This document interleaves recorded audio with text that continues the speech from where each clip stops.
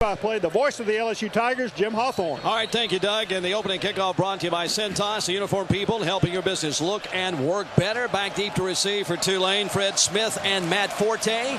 Crutchfield will kick it away here in the Superdome, and we are glad to have you with us on this Saturday morning. LSU and Tulane, we're underway. And it is a line drive. It will come down at about the 5. Back to the 10, to the 15. They're going to throw the ball over to the near sideline. He threw it out of bounds. Well, Tulane was trying some little razzle-dazzle pass, and you can't do that. Well, that's a forward pass on the kickoff, and flags are all over the place. Yeah, he didn't intend for it to be a forward pass. He wanted it to be a lateral. But it turned out not only being incomplete, but an incomplete forward pass as he ran upfield to the right hash mark, turned, looked to the left, threw the ball, what was intended a lateral, but it went forward. You know why he's not a quarterback now. Forward pass against the receiving team. The ball went forward. That's a 5-yard penalty from the spot of the foul. It'll be 1st and 10. That was Forte who threw the ball to the near sidelines, who caught it and threw it over here. And so Tulane will start back at their 11, and that's not something you see very often. Yeah, they were going to be at the 16 if he had gotten tackled there, but they gave up the other 5 yards on the penalty. So Tulane not starting where they wanted. They're starting at their own 11-yard line to start offensively in this ball game. I formation, receivers on both sides. Forte is the running back. Selfo under center. First offensive play of the ball game. And Forte is handed the football. A flag is down on the play, and he is all the way across the 15 to the 17-yard line. Flag hit the deck on the far side. Today's first quarter is presented by your local Southern Quality Ford dealer, where you test drive a new Ford Edge, the latest crossover to join the Ford family. Wouldn't you rather have an Edge? Well, did they tell us what the penalty was? They haven't yet. Flag was thrown. They're talking about it right now. They're talking to Tulane. And well, the ball is kind of back.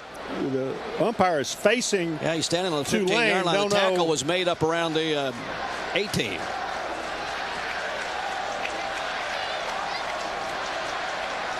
Well, number 17 on the defense. 5-yard penalty from the previous spot. Repeat first down. Okay, so they will take the penalty as LSU jumped off sides. Yeah, the problem is LSU doesn't have there is no number 17. Right, so, it must have been 7. Must have been Ollie Highsmith. Maybe. There is 16, no 17. 27, but First no and 5 17. for Tulane at the 16. So they get it right where they would have gotten it before the forward pass. Forte is the lone running back behind Selfo on 1st and 5 for Tulane at their 15. Lone receiver on the right side. Short drop, throw across the way, batted into the air, and almost intercepted. It was in the direction of number 84, and that is Herdro on the far side. And Tyson Jackson got his hands on it and batted it away. It'll be 2nd and 5. Yeah, Jackson did. You know, we've talked about how well coached LSU is up front. When the quarterback has a short drop and is going to get rid of the football, the guys on the end are coached to get your hands up in the air, make him throw it up over your hands. He couldn't do it with Tyson Jackson. 2nd and 5, 3 receivers on the left, 1 on the right. Shotgun formation. Selfo back, plenty of time to throw. He does, incomplete. It went in and out of the hands of Forte, the tailback coming out of the backfield, who coming into this game has 71 carries for 431 yards, 6 touchdowns. He had 303 yards and 5 touchdowns last week. And Selfo, in his first start of the year, came into the game 9 of 16 for 75 yards and 1 interception. Tulane now, 3rd down and 5. 35% on 3rd down conversions this year. LSU allowing just 29%. Shotgun formation, 3 receivers left and 1 right. Selfo standing at the 10. There's the snap. He drops back to throw. The Tiger blitz is coming, but the pass is complete and fumbled, and LSU will have it. It was complete and then fumble, and the Tigers take it over at about the 28-yard line. Craig Stelz stripped it away and recovered the fumble. The pass was complete to number 84, Goudreau's, and the Tigers make a big defensive play early in the game. And Goudreau's made a good play, then a bad play. LSU had the all-out blitz coming. Goudreau's ran the short post from the right side. He was open, made the reception, and as he started to run with the ball, got stripped and came out, and the ball was recovered by LSU on the 27-yard line. So the Tigers, with a fortuitous opportunity, take over the football in good shape after having given up a first down. And so it is 1st and 10 for the Tigers at the 37-yard line. Matt Flynn hands the ball away, and right up the middle, Jacob Hester inside the 25 down to the 23-yard line. So that answers the question as to who is going to start the ball game. Flynn, as we suspected, and a nice gain on the play by Hester. Puts the ball at the Tulane 23-yard line. A gain of about 4 makes it 2nd down and 6. Just underway in the Superdome. There's no score. LSU just recovered a fumble in Tulane territory. Receivers on both sides.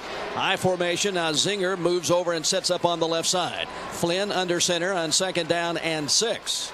Long count.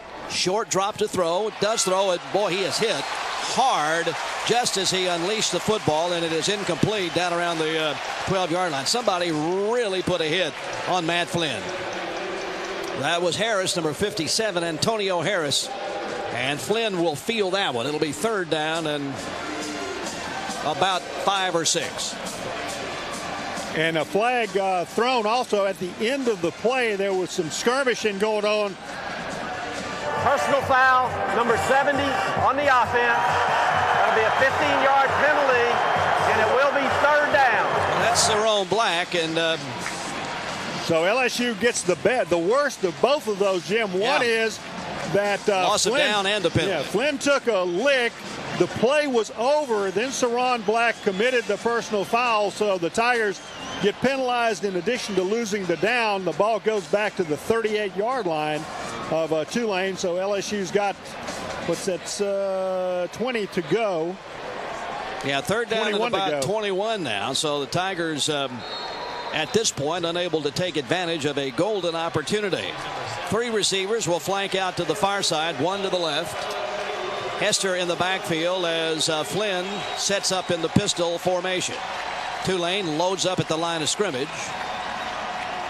Waiting on the snap, and there it is. Flynn, big rush. He throws. It's complete to Dixon, and Dixon is inside the 25. Still on his feet. They can't get him. He finally goes down to the 21-yard line.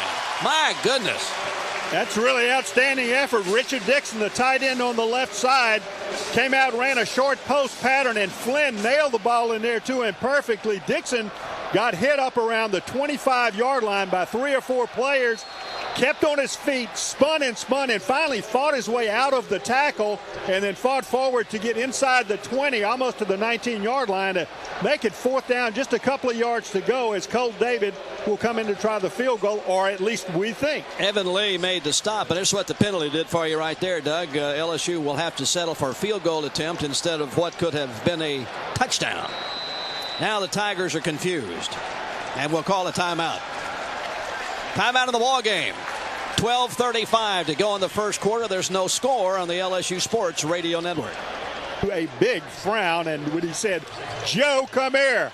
All right, Matt Flynn will hold it. Cole David will try to put Tigers on the board. He advances, and he hits it, and it hit the upright, and it's no good.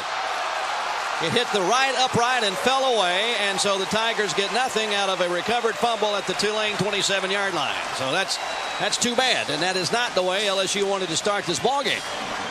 Well, that's a blown opportunity, and that's what you don't want to have in a game like this particularly, is when your opponent makes a big mistake that exposes themselves deep in their end of the field, and you don't take advantage of it.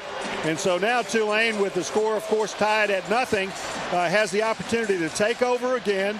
Cole David with a good high kick, but hit dead on top of the upright on the right side and bounced back in the end zone. Shotgun formation, 4 receivers left and 1 right. Selfo throws it out here on the near side. Forte is going to throw it down the field, and he badly overthrows the intended receiver. That's 2 times that Forte has tried to throw the ball in the ball game, and neither one of them are very close to anybody. That was Rowbottom, number 19, who was the intended receiver downfield. So Tulane is trying to go with some gimmick plays right from the very beginning. Well, they're going to do that. You know, Bob Toledo's an offensive coordinator. Tulane does not have the manpower to match straight up with LSU, but they do have some skill players, and he'll try to use them. Selfo back there by himself. 4 receivers left and 1 right. Selfo will throw to the far side, batted into the air, incomplete.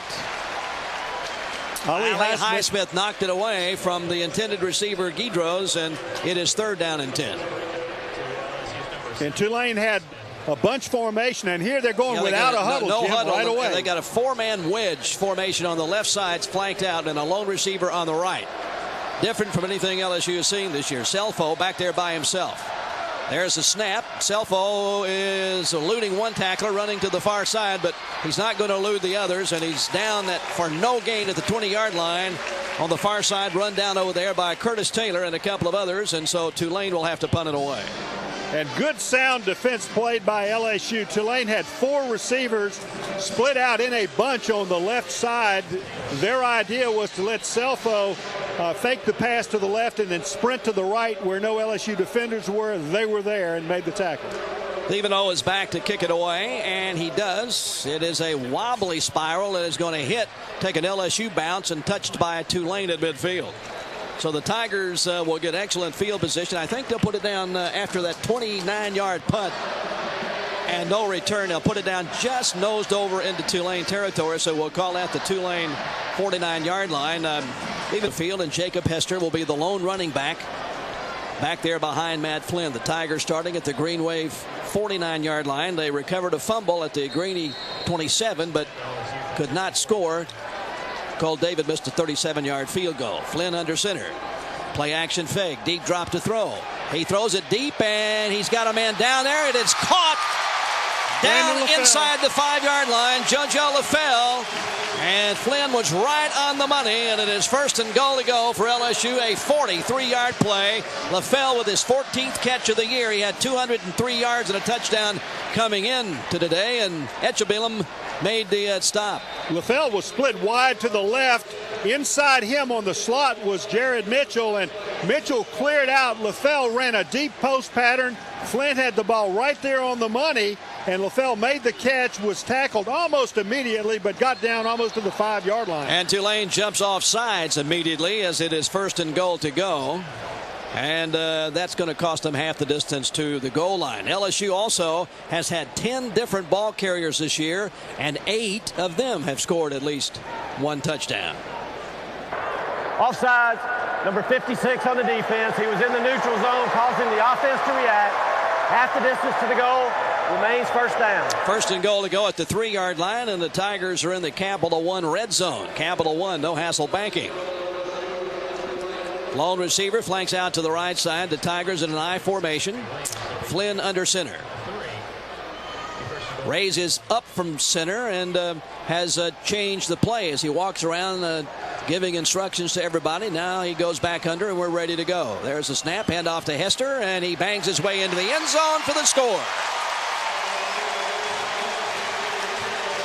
Good, just a handoff off of left tackle. Terrence Tolliver, the only wide receiver on the field, split out to the right. 2 tight ends in the offense, and the handoff off of left tackle to the tailback, Jacob Hester, just powered his way into the end zone for the score. LSU goes up 6-0. His 3rd touchdown of the year. Cole David will try to tack on the extra point. And Flynn puts it down, and David kicks it up and through.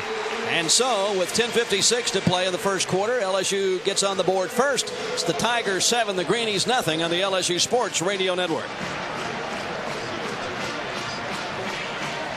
Scoring drive stats. U.S. Agency's low-cost auto insurance only took 2 plays to go 49 yards and used 41 seconds. Hester with a 3-yard touchdown run, the point after by Cole David. And with that extra point, Allstate will donate to the university's General Scholarship Fund. All right, the Tigers kick it away, and it's going to bounce and roll and bounce and roll, and it's picked up finally at about the 3, to the 5, to the 10, and upended very hard at the 14-yard line on the carry for Tulane. That is Fred Smith, number 13, and he was busted down pretty good by the Tiger special teams as they got to him in a hurry. And one of the first ones down there is a guy who has been playing just tremendous football in the last couple of games, Danny McCray, and a couple of others. So Tulane will start just inside their 15-yard line. 7-0 LSU. We are in the first quarter with 10:50 to play here in the Louisiana Superdome on a Saturday morning. Great to have you with us. Now the Greenies will have lone receivers on both sides. I formation, McKinney and Forte in the backfield behind Selfo, who goes under center. Short pass across the way. It's complete, and a quick gain of about 6. Up to around the 21-yard line as he turned and threw it completely wide open receiver. The LSU had nobody at all over there guarding him, and the pass was complete, and then Zenon came over and knocked him out of bounds. I believe that was Brian King. Yeah, Brian King split out to the right. Zenon actually had him in press coverage and then backed off, and as soon as Selfo saw that, he turned and immediately threw it to King on the snap. King picked up just a little over 5 yards to put Tulane in a 2nd and 5 situation. Receivers on both sides. Lone running back, Selfo under center. And hands the ball on an end around and in trouble, and back to the original line of scrimmage, and that is all, I believe. That was Batiste on the attempted end around. And the Tigers shut it down. And it'll be 3rd down, and now about 4. It was a gain of about a yard on the play. 3rd down and 4 from the Tulane 21-yard line. Receivers on both sides, split back formation. Selfo under center. Straight back to throw. Has time, throws over the middle. It's caught. Wide open receiver has a 1st down up around the 32-yard line. Gabe Ratcliffe is the receiver, Jim, right across the middle. Ratcliffe is their tight end, and that's a very, very easy pass to complete when you get inside position on the release. Ratcliffe got that after a little delay, got inside of the linebacker, and the ball was thrown right on the money by Selfo for the 1st down for Tulane at their 32-yard line. 7-0 LSU. Tulane with their 3rd offensive possession of the game. They have fumbled it, punted it, and now they have it. I formation, receivers on both sides. 1st and 10 at their 32-yard line. Man in motion to the near side, and Tulane calls a timeout. Let's go down to Jordy for a quick report. After that 1st down catch that Brandon LaFell made that set it up 1st and goal, he's had a lingering problem with his Achilles tendon. He has strained the Achilles tendon. Flynn and Perilou too. So think about that, and we'll hear what your answer is. We're back ready to go. 1st and 10 Greenies, receivers on both sides, I formation. Selfo sends a man in motion coming to the near side. Play action fake. He throws the ball. It is complete and down right at the line of scrimmage. Boy, the Tigers had the blitz coming, and Selfo did a great job of unloading the football, and he got it to him just in time, and he made the catch. But the Tigers were right there to make the stop, and there's a gain really of only about a yard on the play. Yeah, a lot of effort there and a good execution, actually, but Derry Beckwith was in on the tackle as Luke Sanders and Craig Stelz put heavy pressure on the quarterback Selfo. He got rid of the football, but just for short yardage. 2nd down and 9, 2 receivers right and 1 left. Lone running back, Selfo under center at the 33-yard line. Short drop to throw. He does throw, and it is caught again for another Greenie 1st downer. Very close to it. And Selfo doing a good job of picking on the LSU defense right now. And that's a tight end again, Jim. Gabe Ratcliffe, who's covered by Derry Beckwith on the play, and that's a linebacker covering a receiver. Ratcliffe is not a particularly big guy, but a very good receiver. Nice hands catch that time as the officials calling for a measurement. The play was right at 10 yards. They don't know one way or the other, so they're conducting the measurement. All right, log on to LSUsports.net to register for your chance to win either a $10 gift certificate to the Kingfish or a Sunday brunch for 2. And what would you say is a quarterback duo that could compare with Flynn and Perilou? Jim, I don't know that you can do that from back in those days because football's changed so much. Yes, it has. LSU had at one time Lynn Amity and Jimmy Field were both quarterbacks, but different type of players. Warren Rabb and Darrell Mathern. Back in the days, though, that's when the quarterbacks blocked and they led running plays, and every now and then they passed.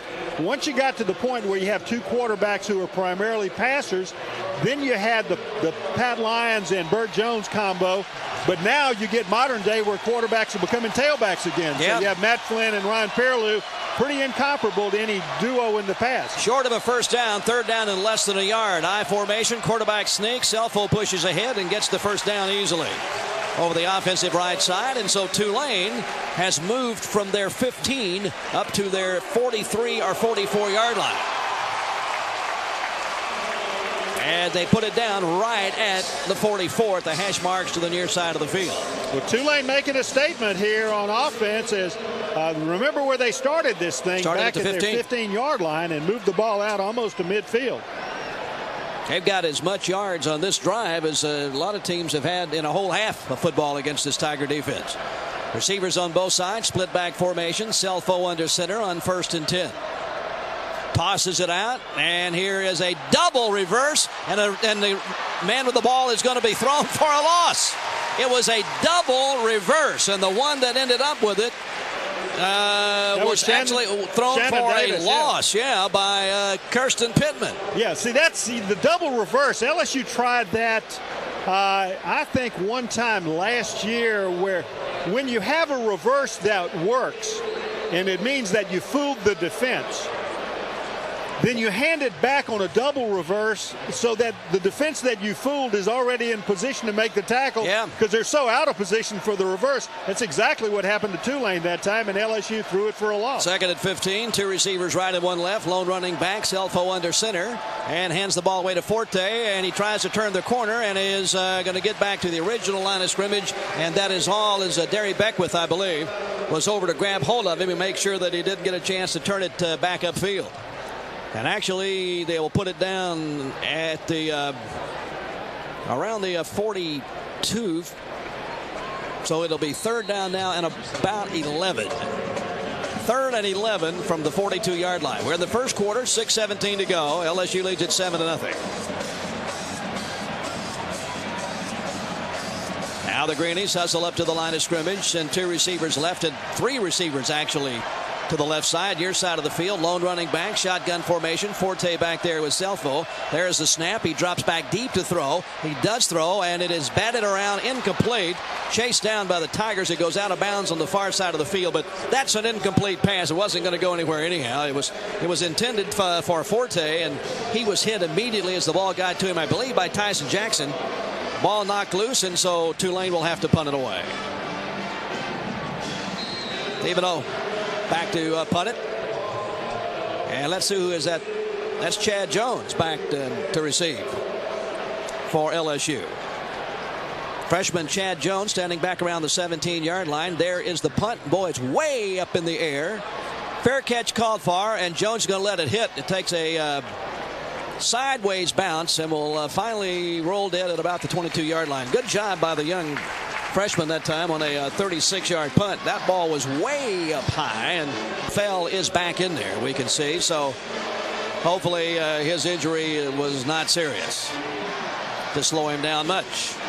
Flynn goes under center, and in motion coming to the near side. Now Flynn hands the ball off to Hester, and Hester only gets about a yard or 2 at the most to about the 24-yard line. So it'll be 2nd down and 8. Dillard and Williams and a couple of others in on the stop for the Green Wave. 2nd and 8 for the Tigers at the 24. And LaFell comes out. R.J. Jackson has been in the game as a receiver, and Demetrius Byrd split out on the right side. I formation. Under center Flynn, play action fake, drops back deep to throw, and does throw way downfield, and there's Byrd, and he overthrew him. He was in front of 2 defenders, and it was just about 1 step too long. And Jim, I'll tell you, I don't think the pass was too long. Byrd, as he put an outside fake on the cornerback and stepped to the inside, he stumbled just momentarily. The ball was already in the air. Matt Flynn, I think, threw the ball exactly where he was supposed to, and Byrd's little stumble kept him about a yard shy of where he needed to be in order to have just a perfect in-stride catch. 3rd down and 8 for the Tigers, and they'll set up in the shotgun formation in a 4-receiver pattern with Jacob Hester back there. The ball is at the Tiger 24-yard line, leading 7-0. There's the snap. Flynn drops back, is pressured, and he's going to be thrown for a huge loss. Someone came absolutely untouched. Antonio Harris was not blocked at all. And Flynn is decked back at the 15-yard line, and Tulane has forced LSU into having to punt from very deep in their own territory. Well, nice play by Harris. Flynn never had a chance as The rush came from his backside. He saw it just at the last second, but no chance to get away from it. And Patrick Fisher in for the punt. At the goal line, there's a snap. And he gets it away, and then he's run into, but there he doesn't go down, and there's no flag on the play. The catch is made. A fair catch is taken at the Tulane 44-yard line. Well, that might have been a case of Patrick Fisher being too tall, too big and strong, because they ran into him. He just didn't fall down. 41 yards on the punt and no return, and Tulane will start in great field position back at their 42-yard line. He must have missed class at punting school that day where they say if you're touched, you're supposed to fall over. Well, they hit him pretty good. They hit him pretty good, and he maintained his balance. Yeah. All right, Tulane with the football, 1st and 10 at their 44-yard line. 4:10 to play in the quarter. The first, LSU leads 7-0. Receivers on both sides out of the I formation. Selfo under center. Hands the ball away. Forte is tripped up at the line of scrimmage. Gary Beckwith. No gain on the play. Beckwith went underneath and got him down around the ankles, and then he was polished off for maybe a gain of about a half yard. Today's game is brought to you in part by State Farm. Like a good neighbor, State Farm is there. Chrysler dealers, beautifully engineered by your local Dodge dealer. Grab life by the horns, and by your local Jeep dealer. Have fun out there. 2nd down and 10, they'll say no gain. Receivers on both sides. 2 to the near side, 1 to the far side. Lone running back is Forte. Selfo under center. Short drop, throws over the middle. It is caught immediately and down at the 49-yard line. Just as quick as you can deliver a pass. King made the catch, and LSU made the tackle. Brian King, who was lined up close on the left side, just ran a quick post pattern. Selfo 3-step drop, got rid of it. Danny McCray down on the ground. Got his bell rung. Got the worst of that contact.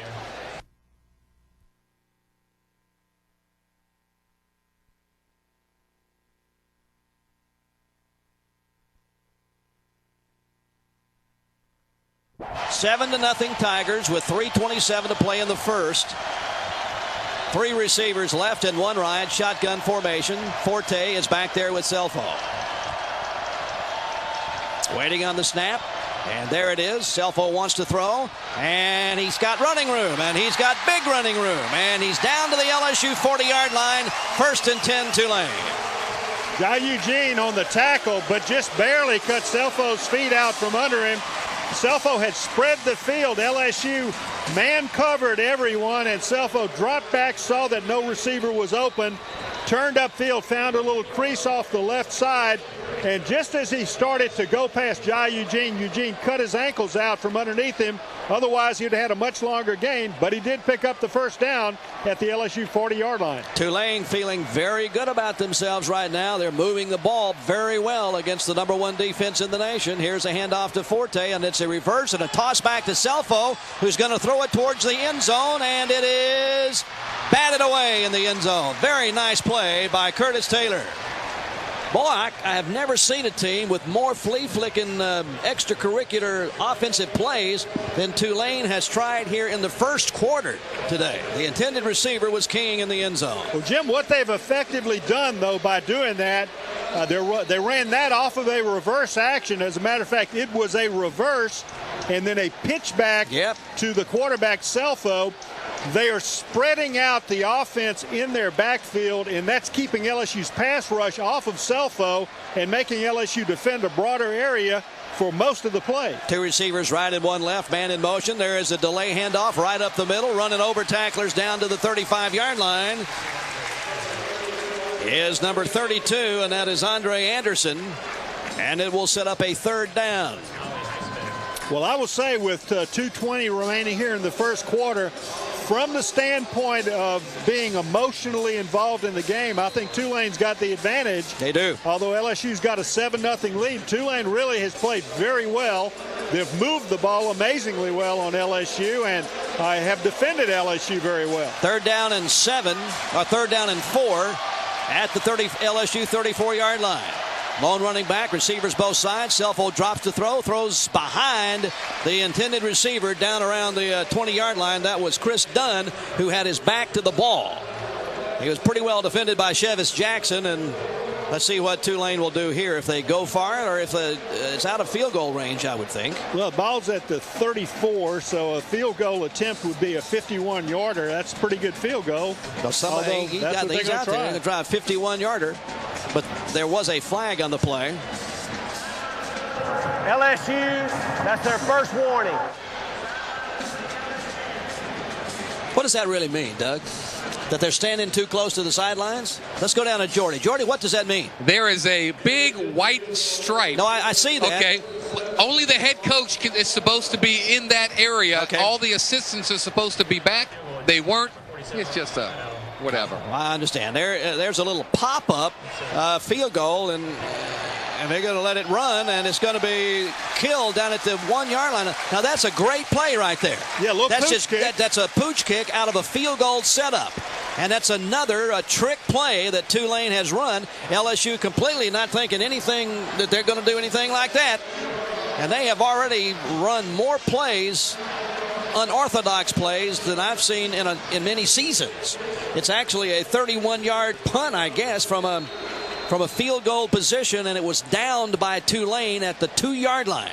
It's a neat little play because lined up for a field goal, the defense is to defend a field goal. That's right. Or to defend any scoring plays off a field goal. This was neither. This was a punt off a field goal formation. Nobody is back to receive it, and so Tulane downed it at the LSU 3. Lone receiver, and here's a handoff, and fighting up to the 5 is Jacob Hester, and he got about 2 or 3, and LSU in the deep hole. They lead it 7-0, but they have not been able to get much going here against Tulane, and Tulane has moved the ball very well against the Tiger defense. 7-0 LSU with 1:21 to play in the first quarter. Gain of 3, 2nd down and 7. 2 receivers, flank left, I formation. Matt Flynn will go under center. Raises up and may have changed the play. With the snap, he's back in the end zone to throw. And he does throw, and it is almost intercepted. And again, Matt Flynn was busted back there. I mean, the Tulane is being able to just tee off on Flynn, as he is not being very well protected at the moment.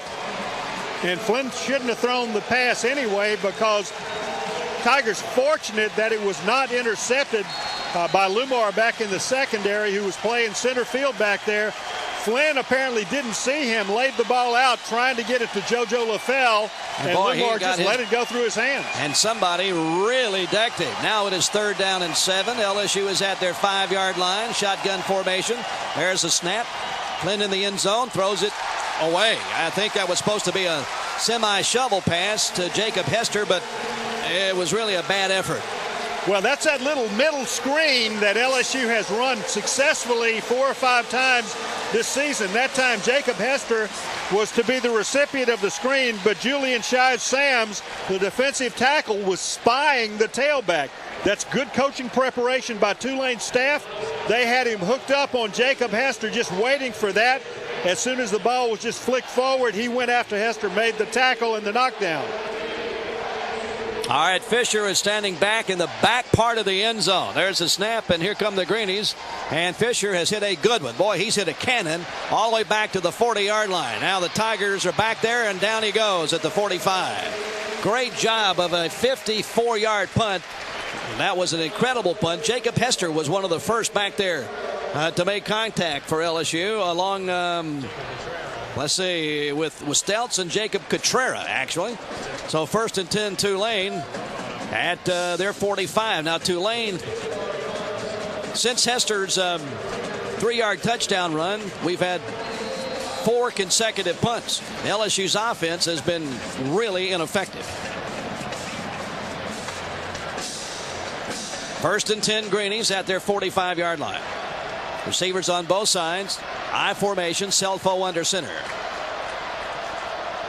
Play action fake, rolls to the near side, cocks to fire, and does, and it is incomplete. Should have been caught, but at the 40-yard line, but Stelz hit Ratcliffe so hard he just couldn't hang on to it, but he was open.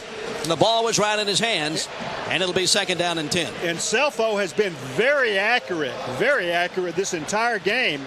That time the ball was thrown on the money. It's just that Stelz got there because it was a long pass.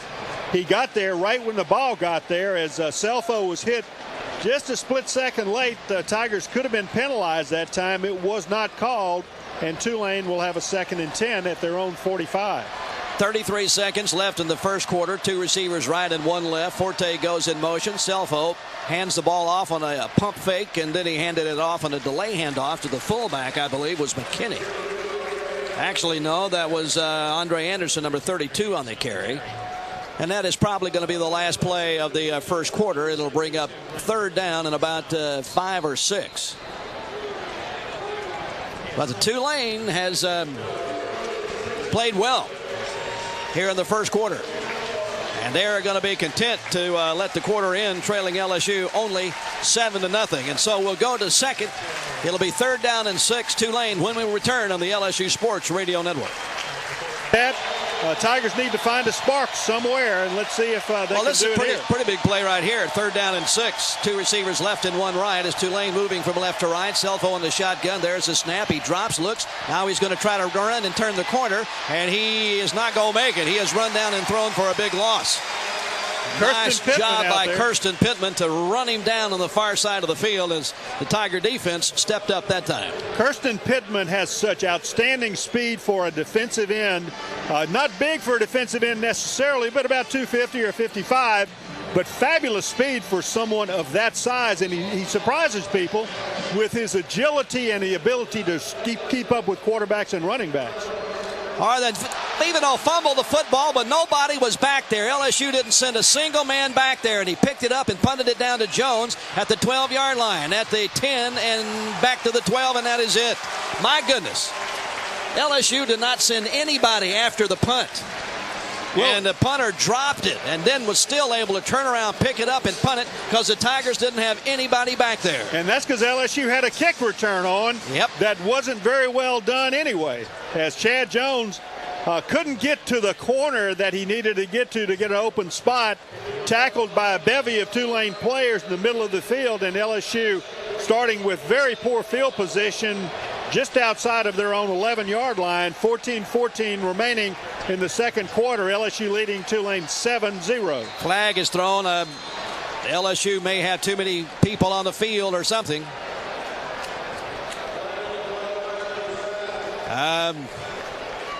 Got to be some kind of 4, 5, 6, 7, 8. Well, only 11 there right now. But illegal substitution. 12 in the formation on the offense. 5-yard penalty. Remains first down. You know, that's just another example of just not being mentally alert. That's exactly right. Just not being really mentally into this ball game. And now, if that turns out that Joe Barksdale was in there when he wasn't supposed to be, just trying to even things up, maybe that would be an excuse.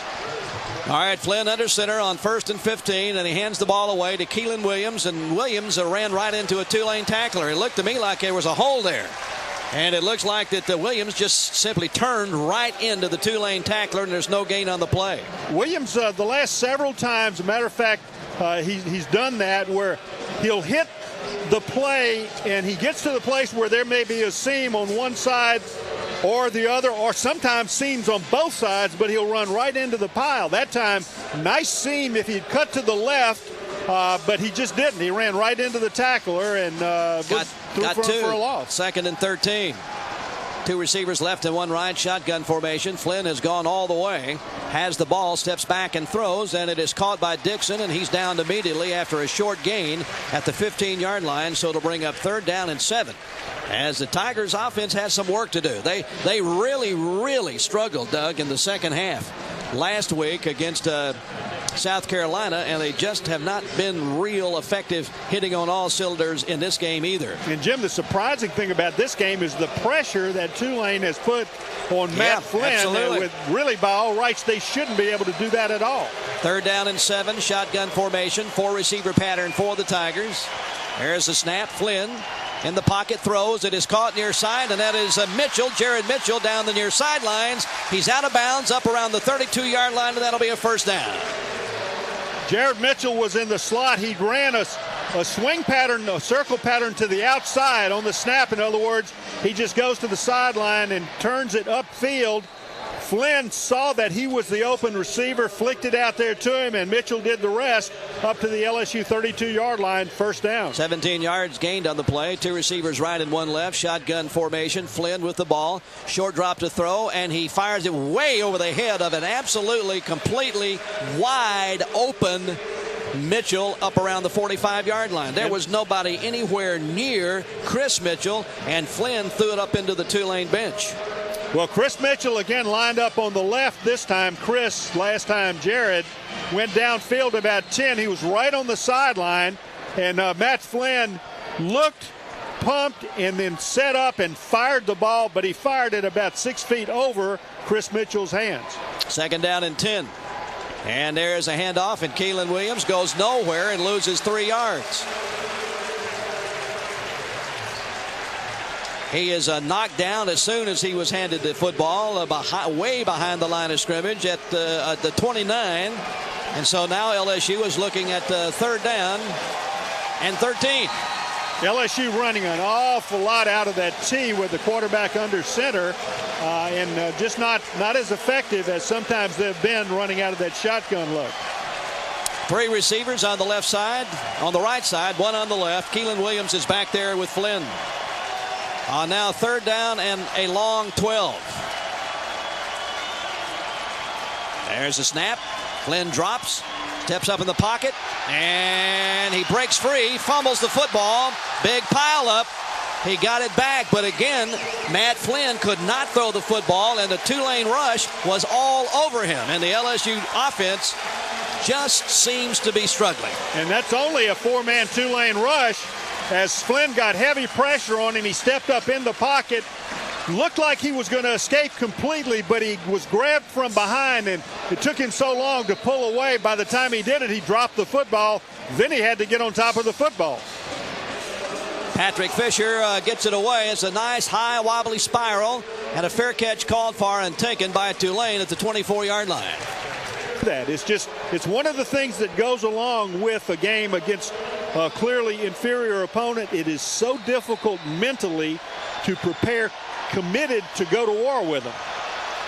All right, Tulane with a split back formation. Receivers on both sides. First and 10 at their 25. Selfo under center. Hands the ball away and getting back to the line of scrimmage. And that's about it as Forte on the carry as the Tiger defense stiffened that time and did not allow anything to be gained. The last guy to get up off the ground was Kirsten Pittman, who made the initial contact. And they will say he got a yard. It is second down and 9. 7-0 LSU. We're in the second quarter. 10:50 to play here in the Louisiana Superdome. And Tremaine Johnson and Al Woods in there defensively. LSU's coaches, trying to get the right mix in there to get LSU a little revved up defensively. Receivers on both sides. Lone running back. Selfo under center. Hands the ball away, and no place to go. He ran into Craig Stelz, who was at the line of scrimmage. That was Forte, and Stelz coming up from his safety position hit him immediately, and then he had help from a couple of others, including Al Woods, and it will be third down and about 8. He may have gained a yard. And LSU's coaches now have gotten the Tigers in the situation they want to be in. Tulane has third and about 8 yards to go. This is the perfect situation for an aggressive defense, but LSU didn't do much with it last week. Shotgun formation, two receivers right and one left. Selfo has the ball. Tigers are coming at him pretty good. He throws. It is in and out of the hands of a wide open receiver at the 20-yard line. It was Jeremy Williams who should have caught it. And the Tigers were coming, but Tulane just stopped the blitz and did a great job of protecting Selfo. However, the pass is incomplete, and so Tulane will have to punt it away. That is 1, 2, 3, 4, 5, 6, 7 consecutive punts now in the ballgame. Now, Williams was not going to make the first down, but should have made the reception, and he would have been within 2 or 3 yards of it. Tulane punting on fourth. Thevenot standing back around the 13. And there's the punt, and that is a great one. And it is Chad Jones who takes it into the 20 and breaks one wave of tacklers. And another, hops over another. Flags go down. He's up at the 40. That'll be a block in the back, and that'll come back. 53 yards on the punt, and a great job by Jones to return it back up to the 43, but you can forget all about that. as flags went down, and I'm sure that is a penalty against LSU. And Richard Murphy comes off hobbling a little bit. Don't know if the flag was on him, but he looked like he injured his left leg, ankle, or knee. During the return, illegal block in the back, number 24 on the receiving team, 10-yard penalty from the spot of the foul, 1st and 10. Well, that sure does make it harder than it has to be, doesn't it? That was Harry Coleman. And then a big play. That's not the way this LSU offense has gone this game or the second half of last week's, and I'm sure that's something they got to be bothered about. Well, Matt Flynn stays in at quarterback, and there is another flag on the play. And that's because running off the field, Keith Zinger, who had been in the huddle. Now this is, you realize this is after a timeout. Substitution infraction on the offense, 12 men in the formation. Man, 5-yard that is penalty. twice First that down. has happened. LSU had 12 people in the huddle, and Keith Zinger apparently realized he wasn't supposed to be in there at all, so he ran off the field. And he looked like he was kind of sneaking off the field. Yeah. How do you do that? You got to run right past the official over there who waited for him to cross the sideline and then threw the flag. Well, now that's back-to-back penalties. It was a block in the back and now an illegal substitution, and it's 1st and 15.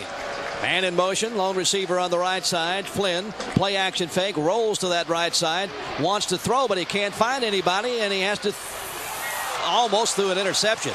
My goodness. It was into the hands and out of the hands on the far side of a Tulane defender.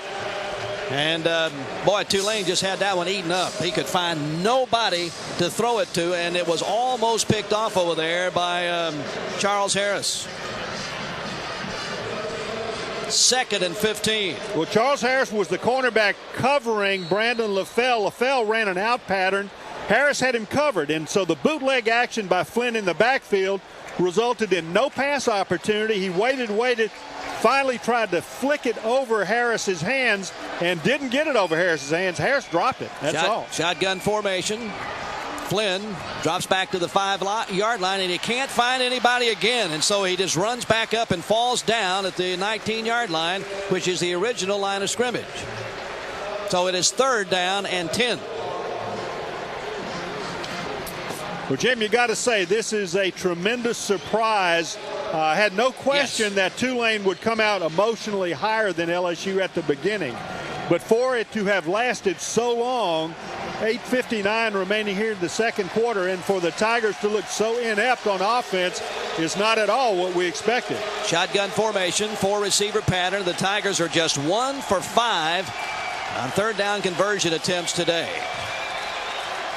Waiting on the snap, Flynn drops to throw. Here comes the rush. He can't find anybody again, and he throws it away as he's going down back at the 7-yard line, and a flag goes down. And that's going to be intentional grounding, and that's the right call. I mean, he threw the ball over there near a tackle, but it's because he had 2 guys hanging on him. LSU's just not able to hold off Tulane's rush. Tulane just outplaying the Tigers. Intentional grounding, number 15 on the offense. Lost him down at the spot of the foul. It will be 4th down. I tell you, it's really unbelievable what we're seeing here. It is, and be careful about this now. Patrick Fisher has almost had the last 2 punts blocked. Now, early in the game, he had a couple of them almost blocked. One of them could have even been called interfering or roughing the kicker because somebody got so close to him. But Tulane's getting there every time. Well, not only are they getting, they're covering. Flynn can't find anybody to throw it to. All right, there's a snap, and Fisher gets it away. And again, he's hit a very good punt. Back down around the 42-yard line and tackled immediately at the 45 is Rowbottom. And Jacob Cotrera on the tackle. Jim, nice tackle. Cotrera's down there. Not only does he get there first, he makes contact first.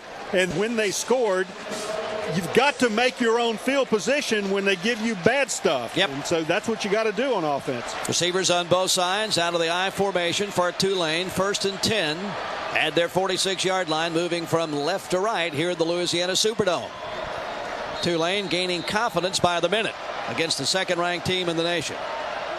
Selfo under center. And flags will fly. One of the LSU defensive men jumped, but don't think they made any contact. Glenn Dorsey's the one who jumped into the neutral zone. Now, whether he was pulled or not, I don't know. We'll find out. Offside, 72 on the defense. 5-yard penalty. We'll repeat, first down. That's 3 consecutive penalties now against the Tigers. The block in the back, the illegal participation, and now the offsides by Dorsey. Tigers have been penalized 7 times for 46 yards. And it is 1st and 5 for Tulane at midfield. Receivers on both sides, I formation. Selfo under center. Hands the ball away to Forte, trying to get it to the outside, and he fights off tacklers and finally got the first down.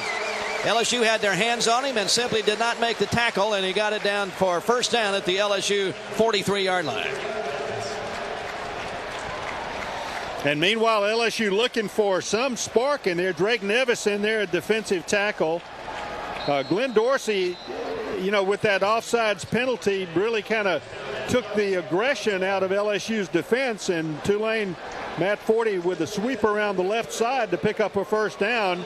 Ball at the LSU 43-yard line. Greenies have 2 receivers right and 1 left, and the lone running back. Selfo goes under center.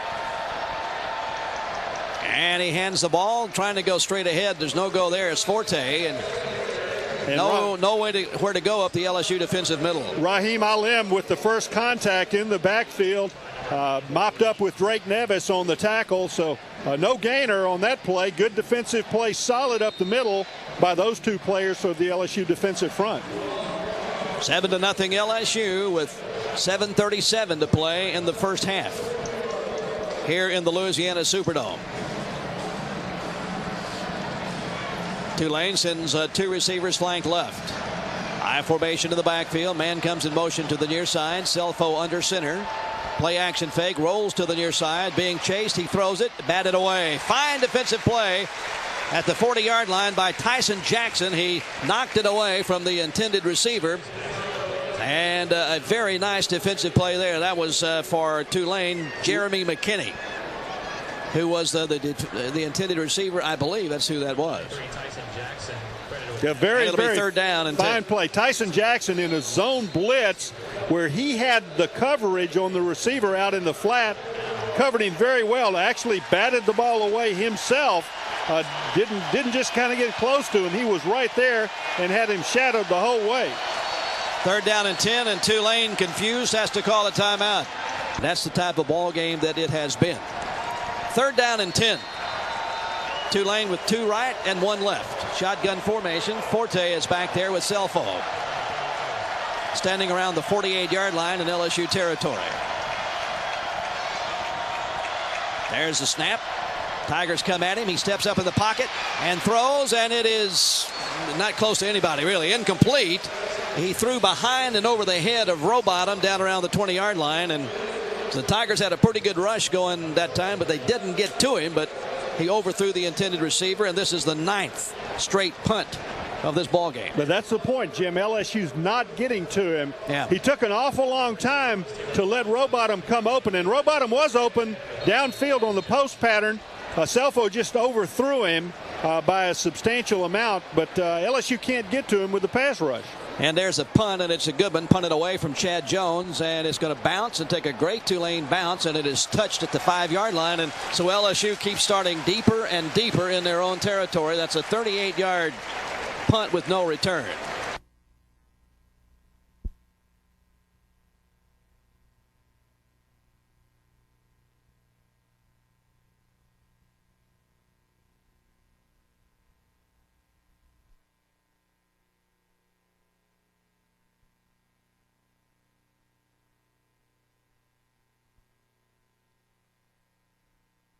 That side of the football and maintain some field position as LSU with Matt Flynn coming back in at quarterback.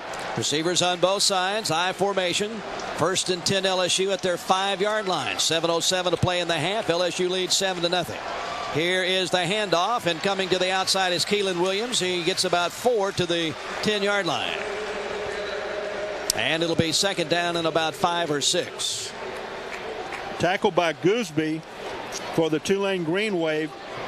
Joe Gooseby, the safety, who came up Big kid, 218 pounds. Nice tackle on Keelan Williams, one-on-one. Williams picked up almost 5 yards, but to be tackled by that one man who is a safety, is not what you want your top-notch running back to do. Oh, my goodness. That was another mental mistake. Carnell Stewart just hopped up and took off running. And that will be another 5-yard penalty against LSU. And the Tigers have picked up their 8th penalty of the first half now. And so that eliminates the run by Williams. Number 71 on the offense. 5-yard penalty. Remains second down. A lot of these things that are happening today are mental. Just tough time concentrating. So now it is second down and 10. Almost second down and 11. Back at the 5-yard line. Shotgun formation for Flynn. 3 receivers right and 1 left. Tulane shows a 4-man front. And they have been getting after Flynn, and here they come. He will throw it. Oh, my goodness. Keith Zinger was wide open at the 22-yard line, and Flynn threw it well over his head and then was just busted down in the end zone. Boy, it's exactly what you want as a quarterback. I mean, he was so wide open. Tulane came with the blitz. Keith Zinger lined up on the right side, ran the post pattern. There was nobody covering him. The cornerback had to try to cover both a wide receiver on the right and Keith Zinger, who was in the slot. Zinger wide open, and Matt Flynn overthrew him by 3 or 4 feet. And that's, this quarterback who has lost his confidence looks like that, and Matt Flynn the last 2 games has looked like that. 4 receiver pattern on 3rd down and 10 at the LSU 5. Shotgun formation, Flynn in the end zone, and there's another flag going down, and that's another penalty against LSU. And every time LSU does that, Tulane gains a little more confidence. Ball start, number 79 on the offense. And that was Herman Half Johnson. distance to the goal. Remains 3rd down. My goodness.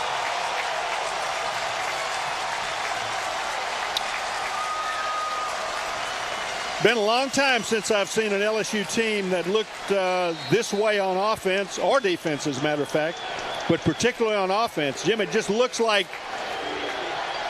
there's not any one play where everybody is in sync. So now it is 3rd down and 13. Shotgun formation, 4 receiver pattern. Flynn is in the end zone, and he's going to be, well, he throws it. It is caught by LaFell, but a flag went down. It's going to be a holding in the end zone for LSU. So although Flynn did a great job of maintaining his balance, getting the ball out there for a short completion. Number 65 on the offense. The penalty is in the end zone. Therefore, we have a safety. Right. Holding in the end zone is a safety, and so Tulane gets 2 points out of that one. So LSU's offense scores for Tulane. Wow. Tulane climbing to within 5 now. More than that, with 5:56 remaining, Tulane will be getting the football. LSU's going to have to kick it away from their 20, and Tulane's going to have possession, and they have all the momentum in the world. Now, what they do with it can go a long way towards trying to tell you the way the rest of this game's going to go. But it is, look, the crowd that is here, the LSU folks are shocked, and rightfully so. Rightfully so. LSU's offense has looked so inept almost the entire game, and as it goes on, Jim, they look more and more inept. They certainly do. They absolutely do. Got to tell you, Tulane they cannot protect Matt Flynn. Tulane came prepared to play. They have been that way on both sides of the ball, but as this game has gone on, they have gotten more and more confidence. And now they are of the belief at this moment that they are the better team. And as a matter of fact, in this game, at this moment, they are the better team.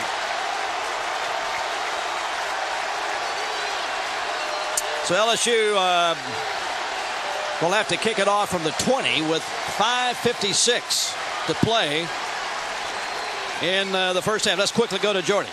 Tulane fans certainly into it, chanting overrated, overrated, quickly drowned out by the LSU fans shouting LSU. But as Doug said, this is just a shocking first half of ineptitude by the Tigers. Patrick Fisher with a punt was his worst of the game, but it is recovered very well downfield as the return is to the 40-yard line. Charles Scott in on the tackle, making first contact. And, but Tulane is, just, well, before that last drive, we were handed this stat. And then this doesn't apply anymore because LSU lost yardage, but the Tigers had 88 yards and Tulane 62. And a 7-0 lead. They lost a lot of yards on that drive, so now, well, then they lost 3, I guess. So now LSU has gotten 85 total yards and Tulane 68, but the Tigers gave up a 2-point safety. Receivers on both sides, I formation. Selfo, play action fake, drops to throw, and is going to be down for a loss. Tyson Jackson got him back around the 38-yard line.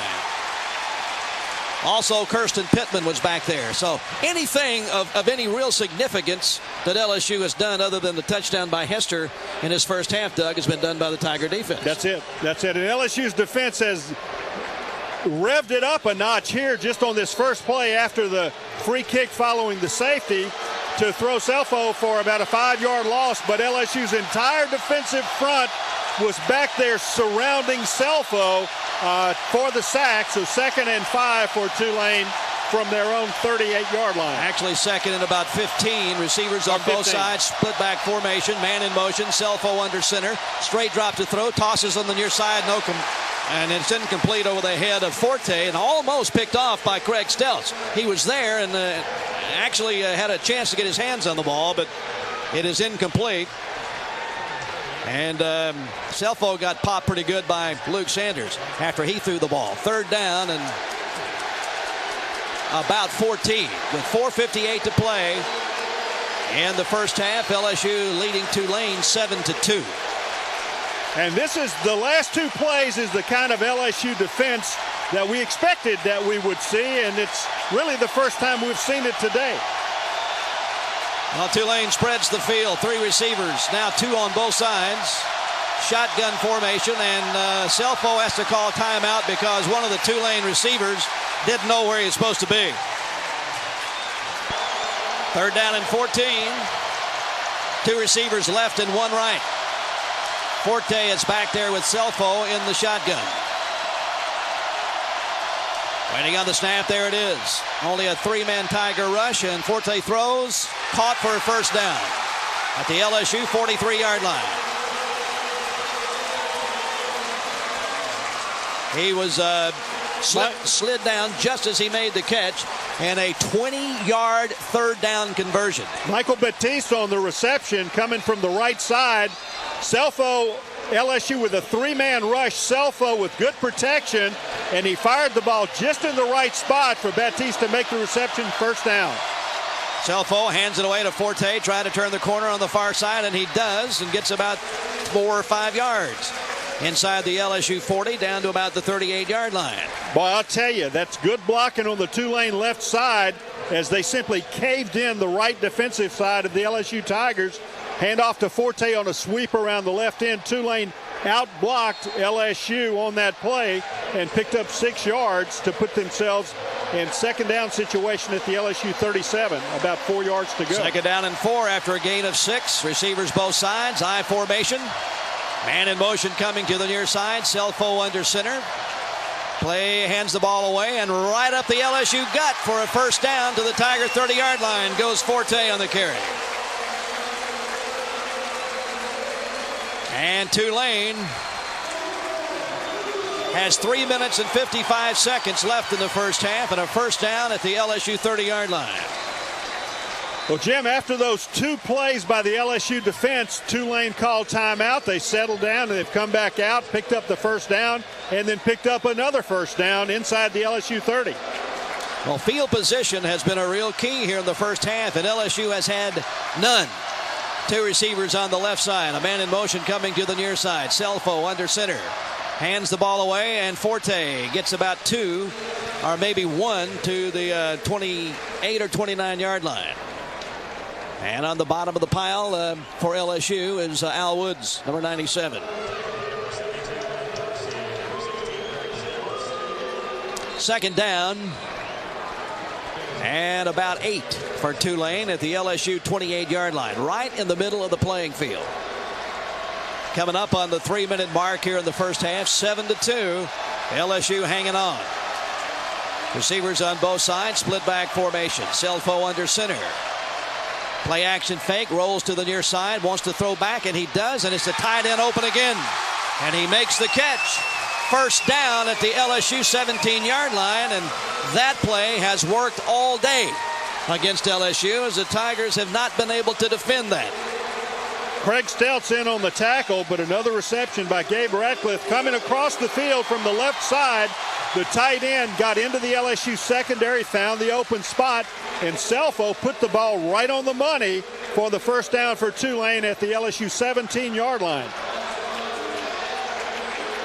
2:34 to go in the first half. Two receivers left and one right. Lone running back. Selfo under center. Straight back to throw. Plenty of time. He lobs it to a wide open player. That's again the tight end who can't catch up to it down around the 8-yard line, but he was absolutely wide open. And Selfo just threw a bad pass. Again, Ratcliffe on the left side ran across the field. He ran away from Craig Steltz. He had about a 5-yard separation, and Selfo just needed to get the ball out in the area for him to make the reception, but it was so wildly thrown, it fell incomplete. Second down and 10. Tigers had a lot of pressure coming that time, but they did not get to him before he unloaded the football. Receivers on both sides. I formation. Man in motion going to the far side. Selfo under center. Delay handoff up the middle. Forte's going to break it down to the 8-yard line. Steltz saved a touchdown.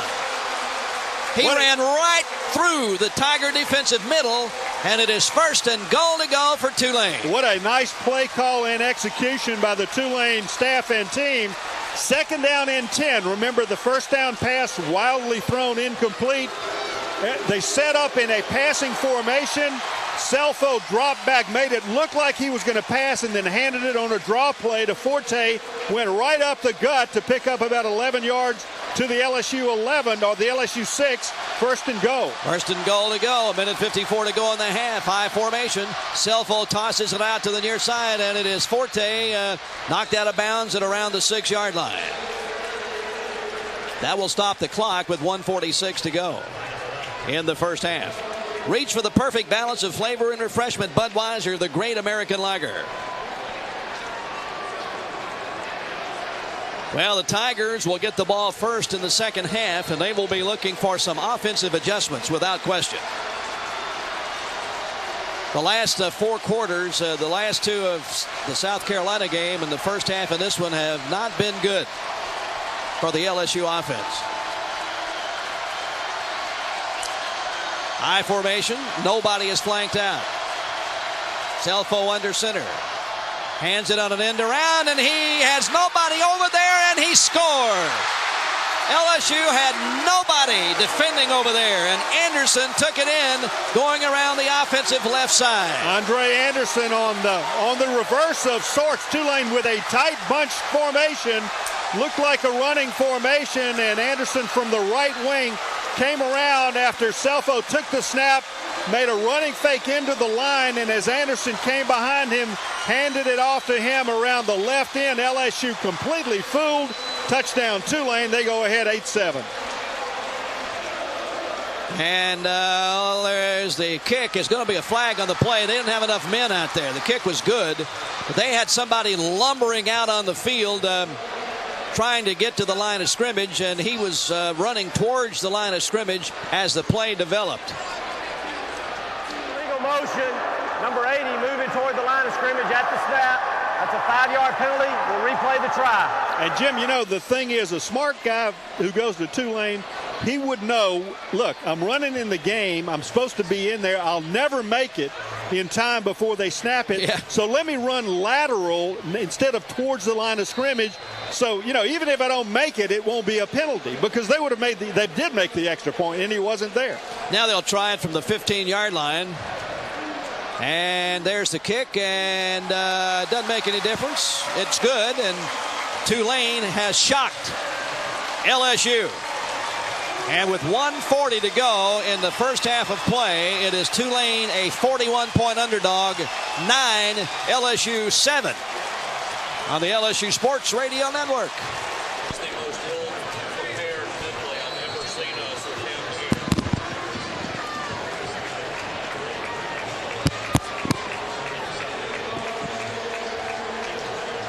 Now Tulane goes 58 yards in 11 plays, used 4:11 off the clock. A 5-yard touchdown run into point after gives the Greenies a 9-7 lead. The Roachman kicks it away. And I believe this is Trendon Holiday. It is. Takes it at the 6. Back to the 10, the 15, the 20, the 25, the 30, the 35, and he's knocked out of bounds up around the 43-yard line. Knocked out of bounds on the far side of the field by Joe Gooseby, and so LSU has its best field position to start a drive in a long time. And the Tigers would love nothing more than to get down there and put some points on the board and regain the lead. Going into the locker room, Matt Flynn has struggled. He's still in there, but he's 4 of 11 for 85 yards. Tigers start at their 45 with 1 minute and 33 seconds left in the half. Shotgun formation, 4-receiver pattern. Flynn drops back and throws. It is caught by LaFell, and he is down at the 49 in Tulane territory. LaFell on a short square end pattern made the reception, but tackled immediately by 3 Tulane defenders. Led by Lamar. 1:16 remaining here in the first half. LSU's got second and about 4 at midfield. Going into the 2-minute drill without huddle, 4-receiver pattern out of the shotgun. There's a snap. Flynn drops, has time to throw, scrambles. Oh, down he goes again. They cannot protect Matt Flynn. He is down back at the 40-yard line, and the Tulane defensive team is just eating LSU's offensive line alive. And Antonio Harris back in there again that time. Quintua and Harris, and I am just amazed at this. Offensive line this entire day. They had sacked Flynn 4 times here in the first half, and it is now 3rd down and 14. Back at the LSU 40-yard line, and Tigers have got to get the first down. There's 55 seconds left to play in the first half, and Tulane leads it 9-7. Flynn in the shotgun. There's a snap, and here come the Greenies again, and he throws, and it is caught, and it is a first down. That's Great job by Demetrius Byrd as the Tigers come up with the big play and have it 1st and 10 inside the 45-yard line. That is only the 3rd first down of the ball game for LSU, and that play used 5 seconds. LSU hustles quickly up to the line of scrimmage, and now the clock starts. Flynn in the shot. Oh, no. There's the LSU offensive line backing up and moving again. Well, Flynn thought he was calling for the snap. Cornell Stewart shuffled back on the right tackle. False start, number 79 on the offense. 5-yard penalty. Remains first down. That is 11 penalties for 61 yards. 11 in the first half of this game. That's a lot of penalties for a game. Absolutely. But as you've mentioned, most of those things are the type of inattention to what you're doing type penalty. 1st and 15. There's a snap out of the shotgun. Flynn throws complete to LaFell, and he is running hard down to the 35-yard line. That'll be a yard short of the first down. Now LSU's got a timeout left. And they're going to take it right now, I think. Now. But you can take a shot in the end zone. You can run a deep out, things like that. But you got to get protection, enough time to throw it, and you got to have people who can get open. Flynn 3 for 3 for 37 yards on this drive. 4-receiver pattern. Flynn in the shotgun on a 2nd down and 2. All right, there's a snap. Flynn looking for somebody to throw it to, and he does, and it is caught at the 18-yard line. Now that is Mitchell. Now the clock's going to stop here. So because the stakes have to move, so now LSU can spike it if they need to anytime to stop it and have to kick the field goal. But they want a touchdown here. That was Chris Mitchell who made the catch. 24 seconds on the shot on the clock at the 19-yard line. Out of the shotgun, Flynn looks, and throws. Oh my goodness, in and out of the hands. Should have been caught by LaFell at the 11-yard line. He wouldn't have scored probably, but he should have caught it. It hit him in the shoulder pad. He would have been down there to about the 5-yard line at least. Flynn threw it slightly in front of him, but it's a catch that he should have made. Stops the clock with 17 seconds left, and the Tigers have to be careful here now. Ball is at the 19. 4-receiver pattern. You either got to throw it in the end zone or out of bounds. They can't stop the clock here. Flynn has it, drops to throw, looks to throw, does throw, and it is almost intercepted. Intended for LaFell. Right, should have been intercepted, as a matter of fact. Should have been, absolutely. If he had thrown the ball ahead of LaFell to make LaFell go after it, would have had a touchdown. Yeah, Harris had it right in his hands and didn't catch it, and there's 11 seconds left in the first half now. And I think LSU's plan is to take one more shot, but it's got to be in the end zone. Has to be. And the field goal team over there, including Joe Barksdale, should be ready to come on the field. 11 seconds left in the half, 9-7 Tulane. 3 receivers left, 2 right. Flynn is back there by himself. Looks to throw and does. Caught by LaFell. Oh! No! He dropped it. LaFell was wide open, and he had it right in his hands, and it hit his hip and fell away incomplete. I'm seeing things in this first half I have a hard time believing. You would think LaFell needs LASIK surgery like Dwayne Bowe, and maybe he does. Goodness. Because those type of catch, I mean, the ball just bouncing off his hands. 36-yard field goal attempt by David could give LSU the lead back. Snap, place, kick.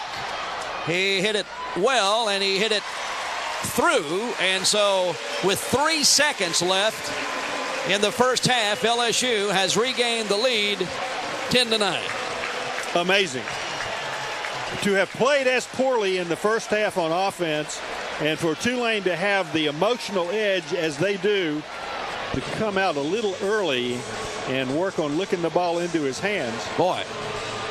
Well, they got to, I don't know that it would have made any difference. It wouldn't have. It wouldn't have, because the LSU would only have been able to get a field goal anyhow, which they got. But,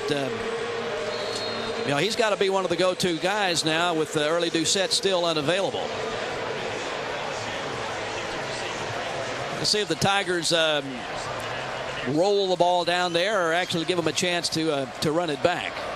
This is Jarvis, I believe, and he's going to hit a line drive. It's going to be caught at the 20-yard line. Did he take a knee? Yeah, he took a knee. I thought he down. did. Now he runs up to the 30-yard line, and the Tigers make the catch. Now, if he took a knee, Tulane will have a chance to run a play. Are they going to say no? Although there is a flag on the play, and a half can't in on a flag.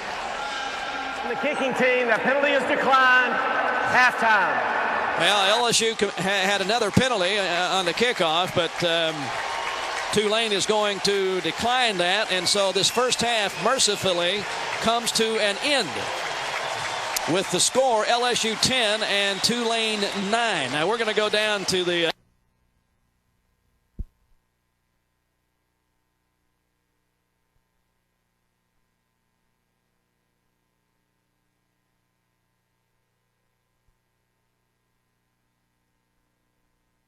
All right, thank you. It'll be Keelan Williams and Trendon Holiday back deep to receive for LSU. DeRochemont will kick it away for Tulane from right to left.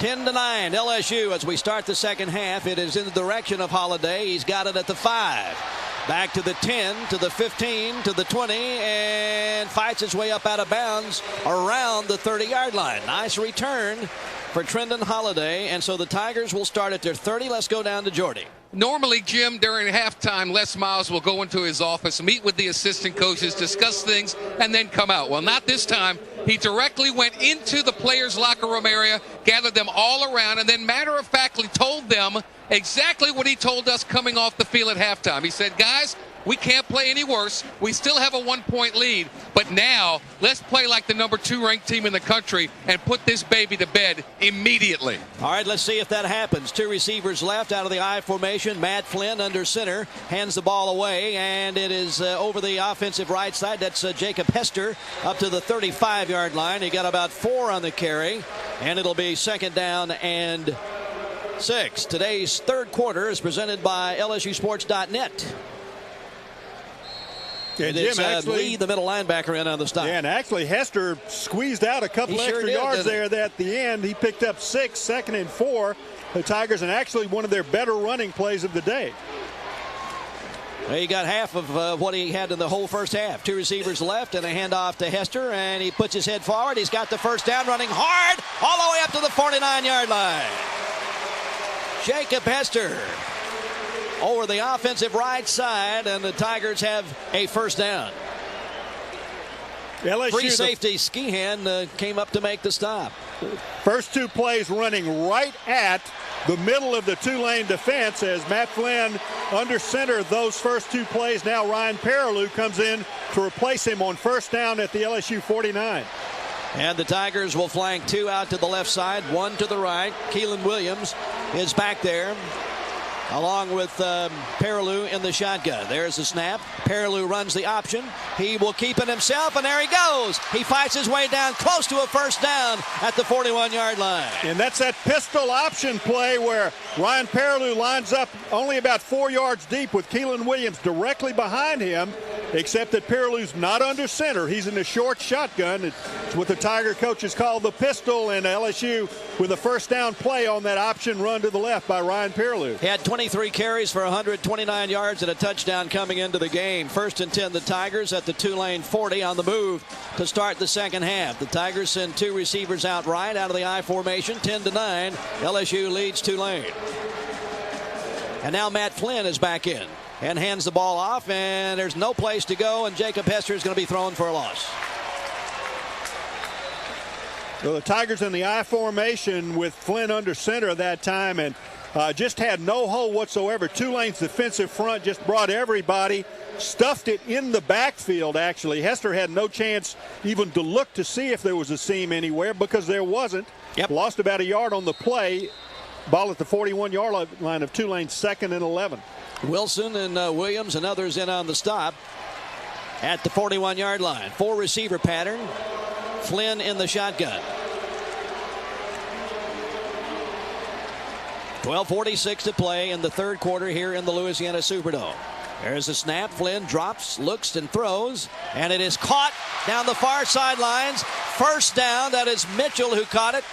Over on the far sidelines, he goes down and around the 26-yard line. And that's the Chris type of Mitchell with an out pattern around on the left side. Matt Flynn with the ball right on the money. Timing was good. Mitchell made the reception, turned upfield, would have scored a touchdown, but his feet went out from underneath him here on the artificial turf in the Superdome. And he was held just to the first down reception, but first down for LSU. Perilou back in the shotgun with 2 receivers right. Here's the snap, the handoff to Trendon Holiday, but the flag goes down again. And this time another penalty. This will be the 12th penalty of the ball game for LSU. And the indications are that this time it was Zinger in motion. Keith Zinger. Start, number 89 on the offense, 5-yard penalty, remains first down. Keith Zinger, the tight end, lined up on the left side. Now, Trendon Holiday was in the game. He took the handoff because the ball was snapped, although Zinger had been in motion prior to the snap. And Zinger just with one of those mental errors that oftentimes just stops a drive, just dead in its tracks.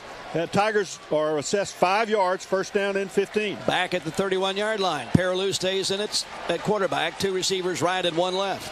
There's the snap, and again the handoff to Holiday, and he's up the middle, and the little guy is inside the 25, down to about the 24-yard line. So he got all the penalty yards back and a couple more, and it'll be second down for LSU now in about 7 or 8. Holiday has rushed it 19 times for 128 yards, including that exciting touchdown run last week. Harris and Lee and others in on the stop for Tulane. 2nd and 7, LSU at the Greeny 23-yard line. 2 receivers right and 1 left. Perilou in the shotgun. I believe that's Holiday back there with him. There's a snap. Handoff to Holiday again. It goes around the far side, and he breaks one tackle and the other, and the little guy is inside the 15 and goes out of bounds at the 13 on the far side of the field. And that's the Keith Zinger play. That's the one they called 2 plays ago where Zinger jumped offside prematurely, This time, Holiday lined up on the right side of Perilou in the shotgun. At the snap, he crosses Perilou's face, takes the handoff around to the left. Keith Singer and Saron Black sealed the outside corner, and Holiday turned it upfield to get to just outside the 11-yard line. First down, LSU. Now Hester is back in at running back, and Matt Flynn is at quarterback. 1st and 10 for the Tigers, just inside the 12. Lone receiver on the right side. Flynn waiting on the snap, hands the ball to Hester, and Hester puts his head down and gets a yard, maybe 2, to the 10. So almost exactly the way the last series of downs started. And it'll bring up 2nd down and 8 for the Tigers at the Tulane 10-yard line. Dillard and Carney and others in on the stop for the Greenies. LSU ran Jacob Hester the first 2 plays of this half right up the middle. Since that time, Tulane has bunched people in the middle, so the Tigers every now and again will run right there to keep them bunching, but then they'll go outside for good yardage. 5 receiver pattern, 3 left and 2 right, and Flynn is back there by himself. Here comes the blitz. They're going to get him again. The offensive line could not keep them off of Matt Flynn.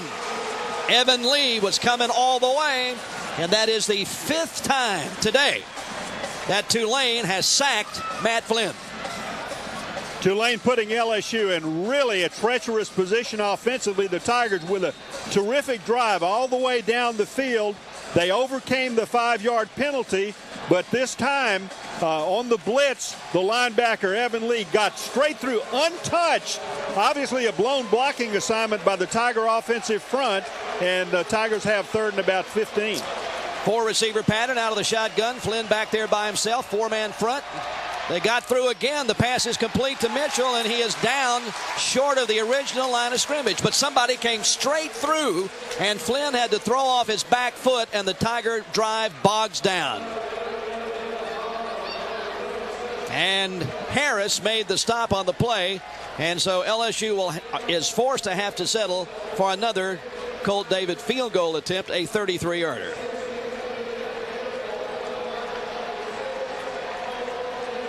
Matt Flynn to hold. Colt David to try. Snap, place, kick is up. He's hit it well, and he got it inside the right upright. So the Tigers settle for 3. And with 8:51 to go in the 3rd quarter, it is LSU 13, Tulane 9 on the LSU Sports Radio Network.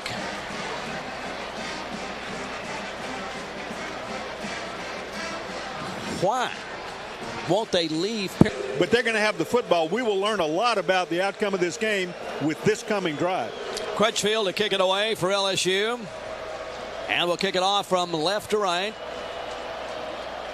Anderson is back deep for the Greenies. That's going to come up really short. It's be taken at the 8-yard line. Back to the 10, to the 15, and to the 19-yard line, and that's it. Goes number 13, that is Fred Smith. As the Tiger special teams did a nice job to get down there, including a Jacob Cotrera who made the initial contact. Yeah, R.J. Jackson in there too, and Cotrera to keep Tulane pinned inside their 20 to start the drive here in the 3rd quarter. All right, let's see if the defense now can get the ball back quick for the offense. Tulane has receivers on both sides in an I formation. Selfo under center for the Greenies. And he hands the ball away to Forte, and he breaks across the line of scrimmage and is still going all the way to the 40. Well, there's a pretty good answer right there. On the very first play, Forte ran it right up the LSU defensive gut to the 40-yard line. 21 yards on the carry. First down. Let's go to Jordy. Blitzed on the play, Jim and Doug, and he ran right past Forte. Forte took that open gap that Stelz left and made positive yardage. Yeah, 21 of them, as a matter of fact. Receivers on both sides in an I formation. Selfo tosses it out to Forte coming around this side, and again he runs past. Fumble on the play, and LSU's got it. He fumbled it at the 45-yard line, and LSU has recovered. And Luke Sanders stripped the ball away from Forte as Forte broke into the open field. The Tigers, and I'm not sure exactly who recovered the ball. Well, it was Al Woods, we are told, who recovered the fumble. So the Tigers recovered a fumble on the first Tulane possession. but didn't get anything out of it as Cole David missed a 37-yard field goal. Now, if they can get a touchdown here, it will really change the complexion of this ball game. Well, this is a fortunate break for LSU because Tulane had picked up substantial yardage the previous play, picked up good yardage on that play prior to the ball coming out of Forte's hands, and actually Sanders had a chance to strip it because Forte ran through his tackle. Two receivers on the left side, I formation. Flynn tosses the ball out to Keelan Williams, who turns the corner at the 45, at the 40. He's down to the 35-yard line, and that'll be a first down for LSU. Williams on a nice run around the left side. That's misdirection pitch to the left. It's a counter pitch as all of the motion in the backfield goes to the right. The line blocking also, but the tailback runs to the left. So after the quarterback, Flynn, faked to the right, he just pitched it back to the left. Williams outran the defensive end, as he should, to pick up another first down at the 39-yard line, 34-yard line. Two receivers right and one left. Perilou is in at quarterback and runs to the near side. He'll keep it himself on the option play, and he's down to the 30-yard line. But there is a flag on the play. Well, you don't know if Perilou went the wrong way or Holiday went the wrong way, but it was the option pitch. Kind of a strange. Holiday went left. He was supposed to go right, and at the tail end of the run, Perilou looked back to pitch it to him, and Holiday was on the other side of the field, nowhere near.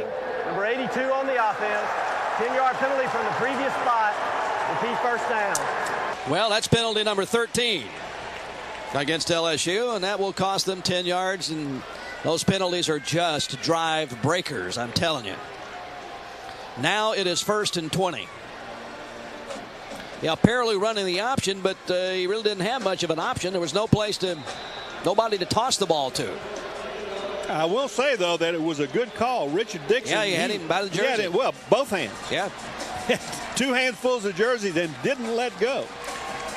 All right, Matt Flynn is back in the ball game, and with the play action fake, drops deep to throw and wants to throw deep, and he does throw, and it is caught on the far side of the field, down the far sidelines at the 10, out of bounds at the 5-yard line. Terrence Tolliver made the catch, and Matt Flynn was right on the money with that one. He is knocked out of bounds on the far side of the field by Troy Wilson of Tulane.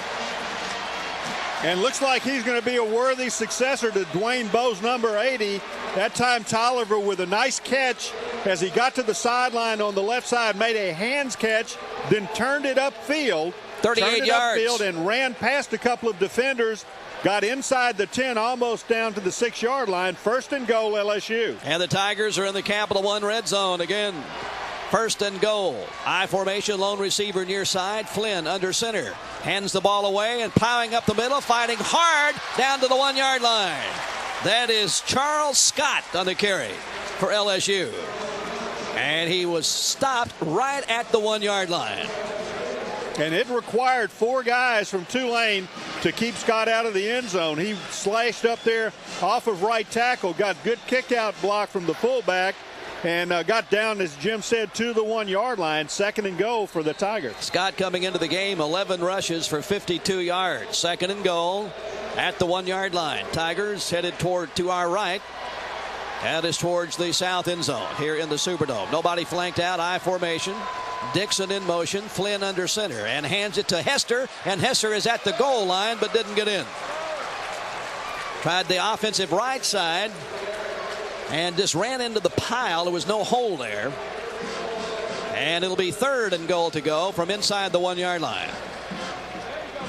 Herman Johnson pulling from the left guard to lead that play off of right tackle down on the goal line. And sometimes you do that and you get all those big bodies in a confined space, and that's really what stymied Hester as much as anything. Yeah. He just ran into a bunch of bodies. Now the Tiger offensive line's got to go to work here. Everybody is in tight I formation.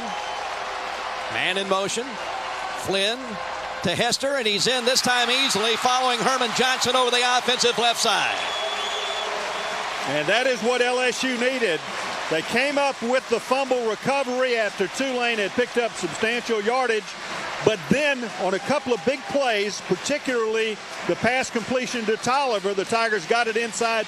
Then they finished it off, and that's what they've got to do as LSU goes up 19-9. 5:53 remaining in the third quarter over Tulane. And Cole David will try to tack on the extra point. Snap, place, kick is in the air, and the kick is good. And the Tigers have scored 10 straight here in the second half, and with 5:53 to go in the third now, it is LSU 20, Tulane 9 on the LSU Sports Radio Network. Tigers have scored 10 straight to start the third quarter.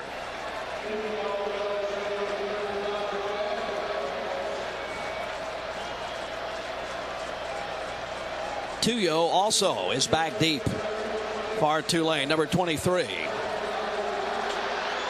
And there is the kick. Actually, it's Jarvis kicking it, I believe. Taking it to 5, to the 10, to the 15. Oh, he is hit hard. Chad Jones, I believe it was. And Charles Scott. Charles Scott just absolutely leveled him. Those two guys have really become valuable special teams players. Charles Scott and Chad Jones down there first all the time and making contact with the ball carrier. At the 18-yard line. Terrific special teams play there. Stop by your participating Louisiana John Deere dealers for great deals on John Deere equipment. A chance to win an XUV Gator during our LSU Great Gator Giveaway Sales event. I formation, receivers on both sides. Forte, the running back. Selfo under center, hands a play action fake, is back deep to throw, has plenty of time, and does throw, and it's batted down. Very nice defensive play. There was a man open up around the 35-yard line, row bottom, and I believe it was Jonathan Zenon, was it? Derry Beckwith. No, Derry Beckwith. Beckwith who knocked it away. Crossing the path of the ball. Beckwith could have made the interception, as a matter of fact, and he's mad at himself for not doing it because he got close to it, got both hands on it. He did bat it down, yes, but he batted it down because he didn't catch it. That's the only reason. Could have been a great interception, but very fine coverage by Beckwith. 3 receivers on the left side, shotgun formation, 1 on the right. Forte is back there with Selfo. Tigers load up at the line of scrimmage. And there is a play action fake, and Selfo will keep it himself. He breaks 1 tackle and runs out of bounds, short of the first down on the far side of the field. Somebody should have got him. Back around the 22, and Selfo made him miss. And then Zenon angled him out of bounds. I see where they're going to put it down. I think that was Curtis Taylor over there that took a shot at him, and Selfo gave him one of those limp leg jobs, and he ran right by Taylor. Start down and 2 now. Almost got to the first down sticks, but a nice play by Selfo. We got LSU defense bunched up in the middle, made a play action fake right up into the middle of the line that kept him there, and then he used his speed and quickness to get outside. 2 receivers left and 1 right. Forte, the lone running back, and Selfo goes under center on 3rd down and 2. Play action fake, he will throw it, it's caught but then hit immediately for no gain. Craig Stelz. Stelz just leveled the man who caught the ball as soon as he caught it, Brian King. And Tulane will have to punt it away. This looks like a fired up LSU football team here in the second half. Glenn Dorsey putting pressure on Selfo, but from behind. Selfo didn't know he was coming, but as soon as he delivered the ball, he just got driven into the ground. Craig Stelz came up and tackled the ball carrier as soon as he received it. 7-0 to punt it away. Chad Jones back deep to receive. A high wobbly spiral. A fair catch is called for, and he takes it in at around the 39-yard line. Actually, let's see, they're going to back it up to around the 37 where he caught it on the run. But a good job by the young man on that 38-yard punt. As we resume play. Flynn in the shotgun. Waiting on the snap. There it is. A little bit of a low snap. He will throw it out to Holiday, who's got it, and is not going to go very far on the near side.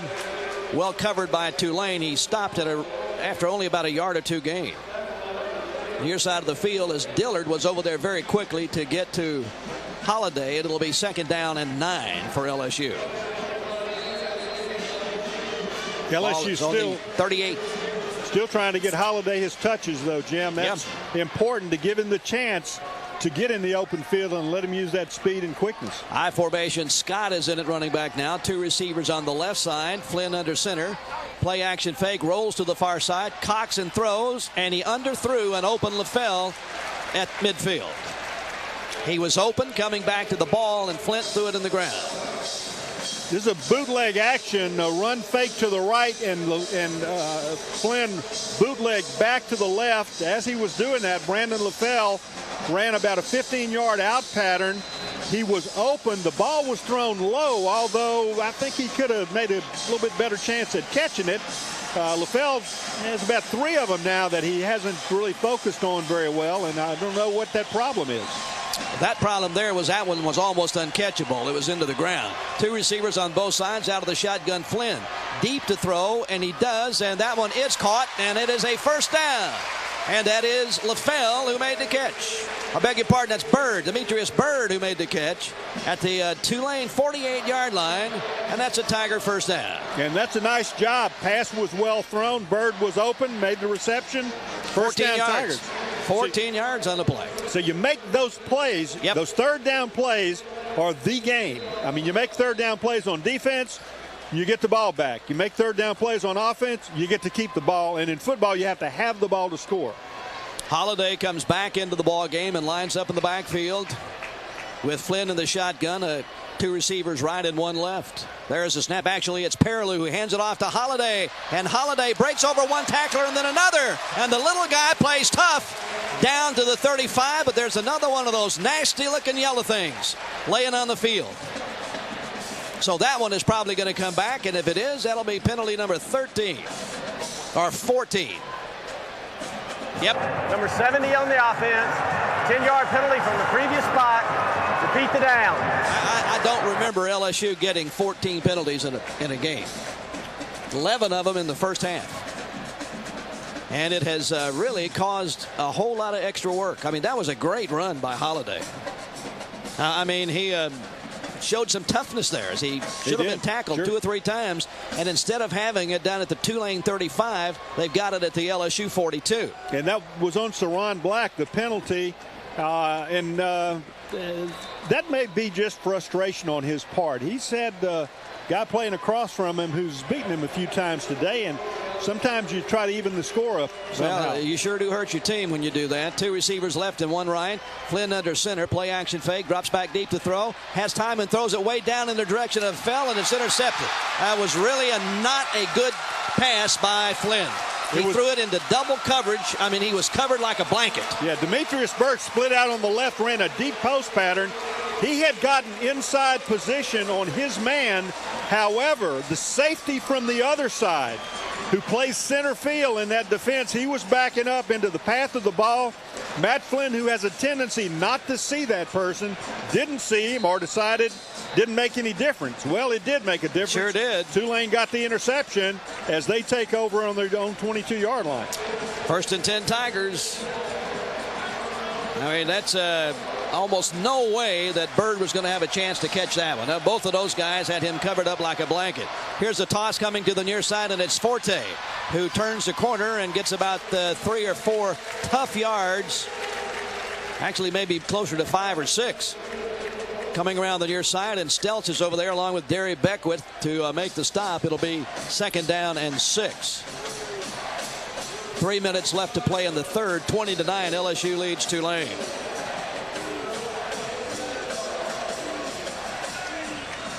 Ball is just across the 26-yard line. 2 receivers left, I formation. Selfo sends a man in motion going to the far side and hands it to Forte, and Forte is slowed down and then hit at the line of scrimmage, and at the most he got a yard on the near side. Luke Sanders was there along with Craig Stelz again for LSU, and Tulane has now 95 yards rushing. That's the most any team this year has rushed against the Tiger defense. Virginia Tech had 71 prior to today, but Tulane has rushed it for 95, and they are faced with 3rd down and 5 at their own 27-yard line. Shotgun formation. Tulane sends 3 right and 1 left, and LSU jumps off sides. My goodness. The pass is complete up the middle, and that's a freebie, and it's good to Forte all the way up to the 48-yard line. And so Tulane took advantage of LSU jumping off sides and got a free play and got a big third down conversion off of that. And the Tigers keep shooting bullets into their feet, Doug.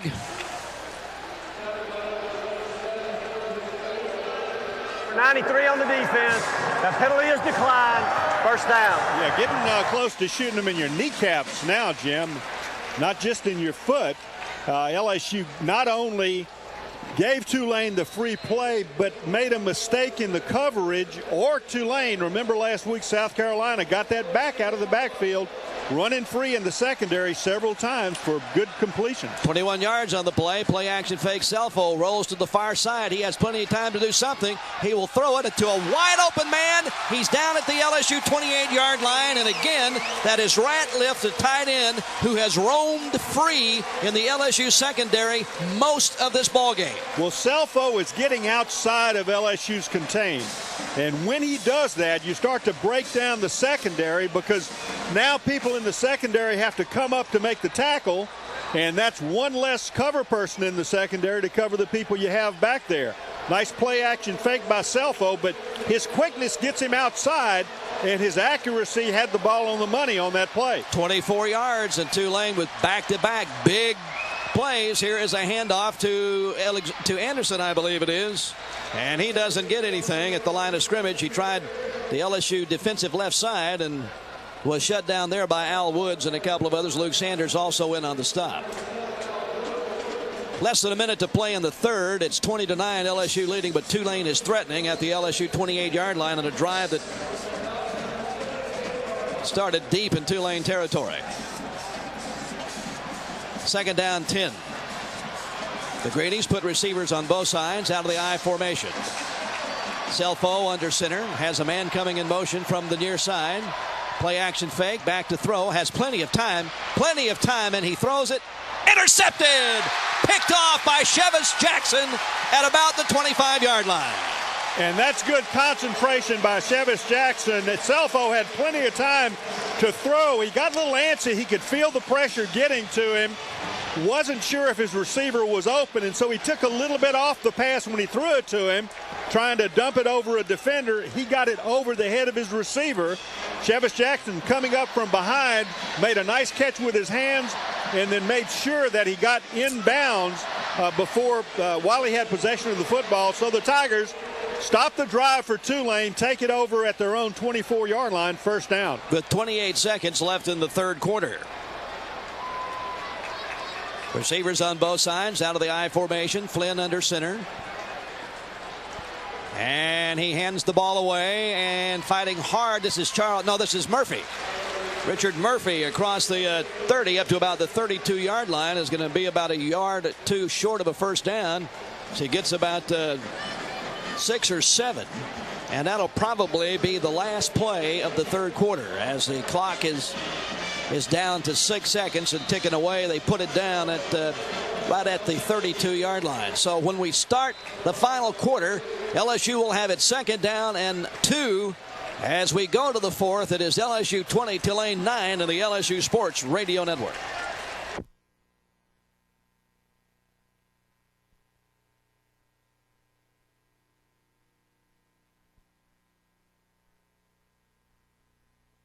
He's in the ball game, and he's been a little bit more effective in this game than Matt Flynn has, or at least LSU's been more effective when Ryan Pearlou has been in the game. Well, they obviously have more speed as Flynn is still not able to run the ball a whole bunch. Second down and a long yard, shotgun formation, 2 receivers left and 1 right. Pearlou has the ball, hands it to Murphy, and Murphy fights hard and has the first down all the way up to the 40-yard line. Richard Murphy, 6'1", 200-pound redshirt freshman from Rayville. And I'll tell you, Doug, there's been times this year when this young man has looked exceptionally good. He's a slasher more than any of the other LSU backs. He's a person that runs in there full speed, and he'll run through arm tackles. He won't run over people, but when he gets him on the edge, he breaks an awful lot of tackles, and he's got great speed in the open field. Matt Flynn is right back in there. 2 receivers left and 1 right out of the shotgun. Flynn backs up to throw, throws across the way. It's complete, and this is to Murphy, who was hit behind the line of scrimmage and did a good job to just get back to the line of scrimmage for no gain or yard at the most on the play. Quintua and Williams in on the stop for Tulane. 2nd down and 9, or a very long 9, as the ball is nudged just across the 40-yard line. Just underway in the 4th quarter. 20-9. LSU leads Tulane here in the Superdome. Hester has come back in at running back now. 2 receivers left and 1 right. This is Perilou, and Perilou will keep it himself and run it hard up to the 45-yard line, which will bring up 3rd down and about 5. 3rd down and 5 for the Tigers at their 45-yard line. Matt Flynn comes right back in. LSU has alternated quarterbacks more in this ball game than they have all year, particularly in the exclusively, I guess, in the second half. Shotgun formation, 3 receivers left and 1 right. Charles Scott is back there with Flynn, who sets up in the shotgun on 3rd down and 5. A low snap, but Flynn wants to throw, and he does. And he's got LaFell for a 1st down at the 43-yard line. He is tackled immediately after making the catch, but Flynn right on the money that time. LaFell with a little square end pattern from the right side. But I'll tell you, Jim, I've been looking at him, and he is limping badly on that left leg. Look at him now as he goes off the field. Even before that other play, when he came out on the field, he was limping pretty badly with it. 1st and 10 Tigers. They are at the Tulane 43 now. 2 receivers on the left side, I formation. Flynn under center, tosses the ball to Charles Scott, and he finds a hole, and he quickly breaks it down to around the 36-yard line. Actually, they may give him a little bit more than that. Let's see where they spot the ball down. They're going to put it right on the 35 as James Dillard, the weak side linebacker, came up and made the stop. But really, it is a big gain of almost 8 yards, or right at 8, 2nd down and 2. Very good lead block by Brett Helms. Now, he's the center. Yeah. He pulled. After the snap, he stepped back, ran to the right, cut in off tackle, and he's the one that provided the clearing hole opening block for Charles Scott. Flynn under center, play action fake, drops back to throw, and he has the ball pop up into the air as he tried to throw it. It's maybe a good thing he didn't throw it, because he again was trying to force it in down around the goal line and to a receiver that was double covered. But somebody got a hand on it, and the ball popped straight up in the air, and I think it might have been Reggie Scott. Yeah, he's got to do a better job of recognizing that. I think, Jim, I mentioned earlier, has a tendency to throw the ball down there when the safety is coming from the other side. This time, he got hit right as he was ready to make the release, and they called it an incomplete pass. But had he thrown it, you're right, the safety was there and very likely could have made the interception. 3rd down and a long yard. I formation, the handoff is to Scott. He's got the 1st down, and he breaks clear. He's at the 15, 10, 5. He scores! 35-yard run by Charles Scott. Charles Scott right up the middle. Good blocking by the interior of the LSU offensive line. But Scott used his quickness and speed. He made the right cuts just at the right time. About 4 of them on just that one run. Saw his seam, cut to the left, cut back to the right, found a little crease in the middle, ran between the safeties, and then his speed to get him in the end zone. LSU goes ahead 26-9. Extra point to come. Scott's 1st touchdown of the year. Here is Colt David. Oh, he didn't hit that very good at all, but it went through. That did not look like a typical Colt David kick. I mean, that one just barely got high enough to get over the crossbar, but it counts. And with 12 minutes exactly left to play in the ball game, LSU leads Tulane now 27-9 on the LSU Sports Radio Network. And Trendon Holiday has won. Matt Flynn may have run one in. I'm not sure. Got 2 left. Did we say Murphy? We did we? Oh, okay. Okay, work on that one. Who's left? Crutchfield will kick position. it away. And he's hit this one well. It's going to go to the 3-yard line, back to the 5, to the 10, to the 15 on the near sidelines, and up to about the 25-yard line on the carry. For Tulane on the return, that was Shannon Davis, number 16. And, the other one's Keelan Williams. No, you said him. Oh, we did? Yeah. I didn't think we did. Early Doucette? No, hadn't scored on a rush. Who are the others? Let me see. Well, who are the wide receivers, Jared? Well, we've already said one. Holiday. Tulane will start at their 26. We'll get it. I formation receivers on both sides. Selfo under center. Tosses it out. Forte trying to sweep it around the far side, and he is swarmed over after about a 2-yard gain. Good job by Luke Sanders, and Craig Stelz was headed over into the area to help out. Also there for LSU was Drake Nevis, who was in the ball game. Brandon LaFell. Okay. I'm trying to. We had a little assist. assist there. It had to have been a reverse or an end around. Second down and 8 for Tulane at their 29-yard line. 11:20 to play in the game. 27-9 LSU leads. 3 receivers left and 2 right. There's a pass across the way, batted into the air, incomplete. Tigers had the blitz coming, and Selfo had to throw it very quickly. And Derry Beckwith was right in his face, and he tried to dump it off, I think, to Forte. That bounced out of his hands. Incomplete, brings up 3rd down and 8. The ball is just behind the 29-yard line.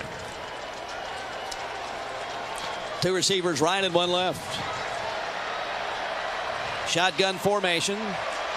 There's a snap, and Selfo straight back to throw. Is being pressured, and down he goes, and the Tigers finally got to him, and got to him big time. Raheem Alim is the one with the sack from the right side, and Chris Selfo didn't see him coming. Alim placed right defensive end, came from the blind side, and he got right up on Selfo before Selfo saw him, and he just ran over him. Didn't really tackle him, just ran over him and buried him for the sack. So Tulane will be punting away on 4th down. Devenot back around the 7, and he's hit a funny-looking punt that's going to hit and take an LSU bounce back the other way. And Tulane finally touches it at about the 45-yard line. That is one of those that hits and goes backwards. 25-yard punt, and LSU starts in great position. For the young guys. Both those guys here on the left side. And Mitchell is flanked out on the right side, on the far side of the field. And that's Chris Mitchell. Chris Mitchell, yeah. We should designate between the 2 Mitchells. Both of them very good receivers. Shotgun formation for Matt Flynn. There's the snap. And he hands the ball off to Murphy, and Murphy again finds a hole and plows inside the 40 down to about the 38-yard line. Significant gain going over the offensive right side behind behind Hitt and Carnell Stewart. Nice job. And a gain on the play of about 7. Now today's attendance, they sold 58,769, and that is the most to see a Tulane home game since 1987. That's the most to buy tickets to a Tulane home game? The most to see a Tulane home game.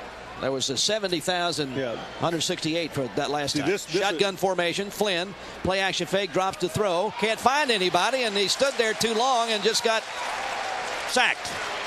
He just flat could not find anybody to throw the ball to, and he had time. But Flynn, Doug, is really not very mobile in the pocket as he was. He's not today. You can tell a big difference with the ankle problem that he apparently still is not 100% from. He doesn't run around back there nearly as much as he did. Well, I don't early see him limping. I don't see him limping on I don't it, either, though. but he's just not very mobile. He gets caught up there in the pocket, and he just doesn't feel comfortable in knowing where to go. 3rd down and 8. For the Tigers at the 42. Shotgun formation, 4 receiver pattern. There's a snap. Flynn looking, throws. It is complete at the 25, coming to the outside 20, at the 15, 10, to the 5, and out of bounds at about the 3-yard line on the near side of the field, and that is Demetrius Byrd. And that's a very fine play. Byrd came across the middle. He lined up on the right side, down the field, squared in across the middle of the field.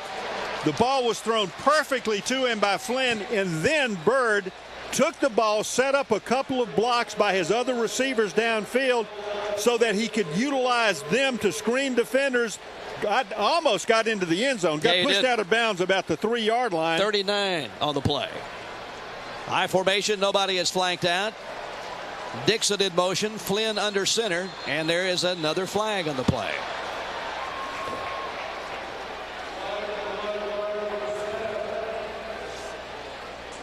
And that's going to be against LSU.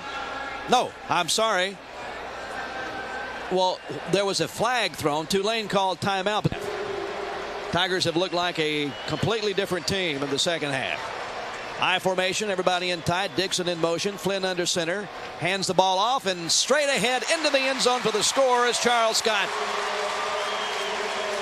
And Scott tacks on his second touchdown run of the game. Just good blocking off the left side. Lyle hit from the right guard position, pulled around to the left, led with the block through the hole off of left tackle, and that for a right guard to do that quickly indicates what great balance that he has and what quickness that he has. Key block for the touchdown. And Cole David to try to tack on the extra point.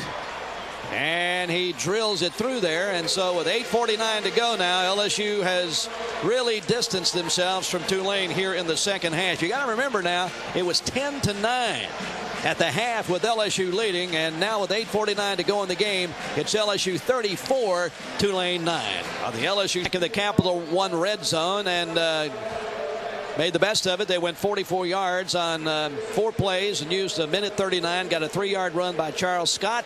And that is your U.S. Agency's scoring drive stat. Jasper kicks it off. High hanging kickoff taken at the 7. Back to the 10, to the 15, and down at the 20-yard line. Fumble on the play, but Tulane recovered. That was Shannon Davis on the return.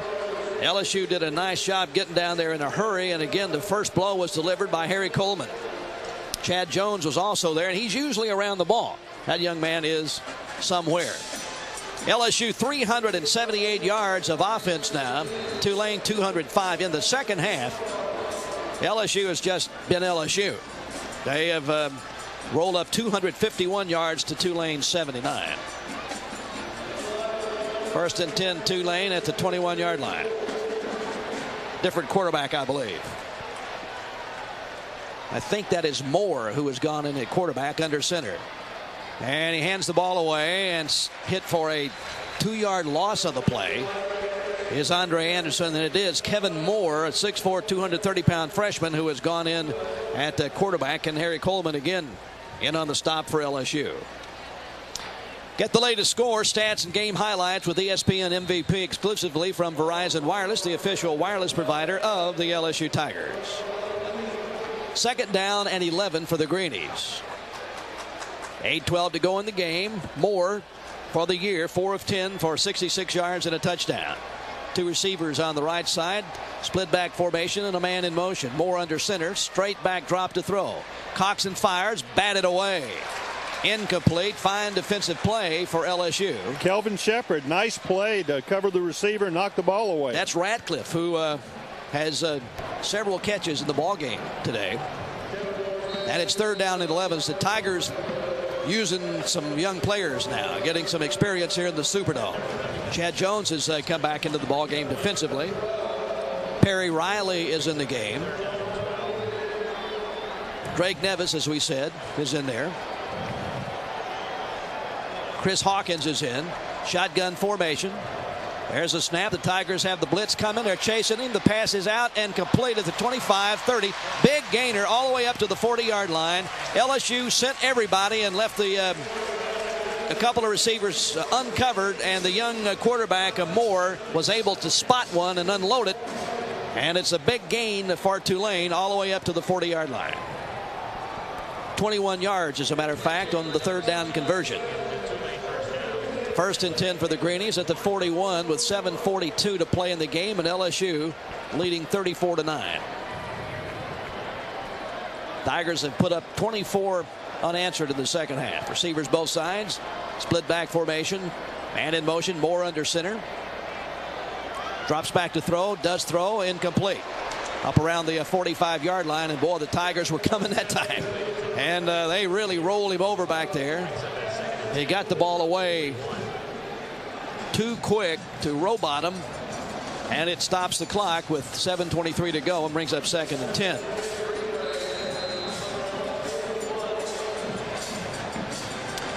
Big ball game next Saturday night in Tiger Stadium. The Florida Gators got to play Auburn today.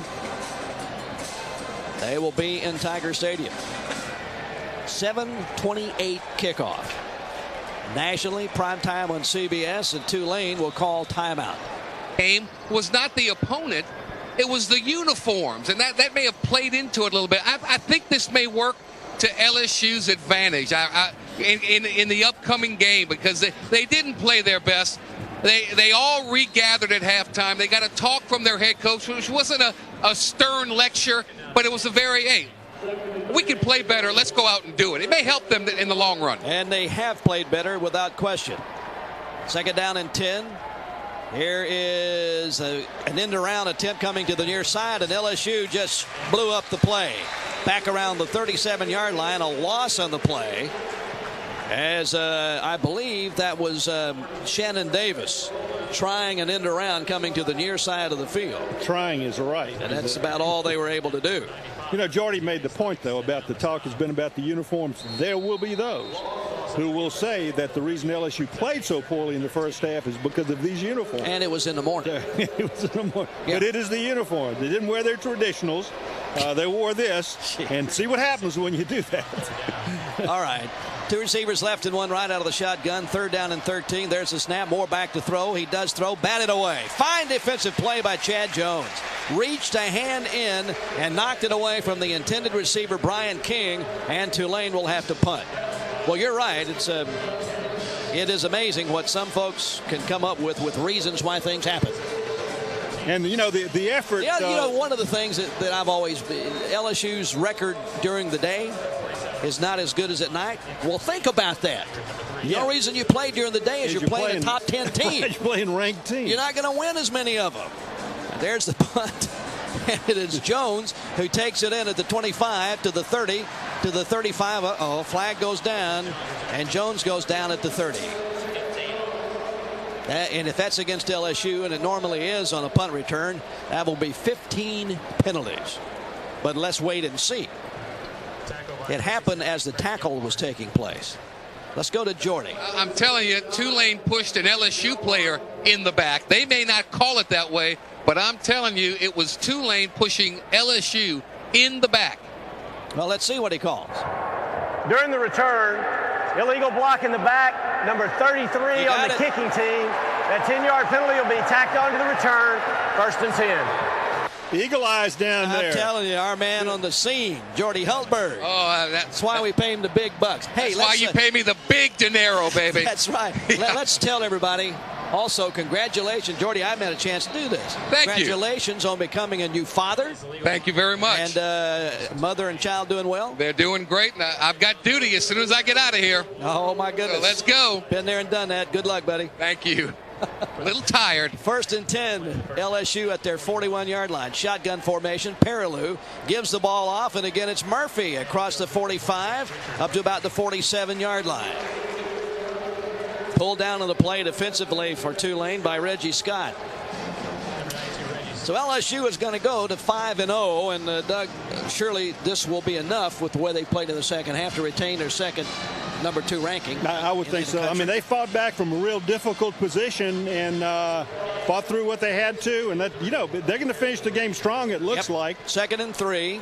Shotgun formation. Perilou again.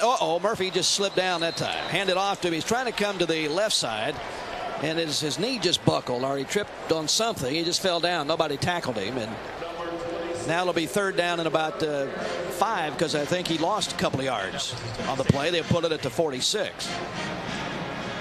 5:28 to go in the ball game. 34-9 LSU. And Terrence Tolliver's checked in. That's the guy, you know, I think LSU's got to learn to have ways to use him. He has some unique abilities, catches the ball great with his hands, has a real sense of where he is on the field, makes big plays. 4 receiver pattern, shotgun formation, 2 on both sides. Perilou back there with the ball, hands it off, and Scott this time has got the first down midfield. He's into Tulane territory. Richard Murphy, I beg your pardon. Again, yeah. And Murphy's down on the ground. Uh-oh, that's not good, and they're waving somebody to come over. Like they may need some help.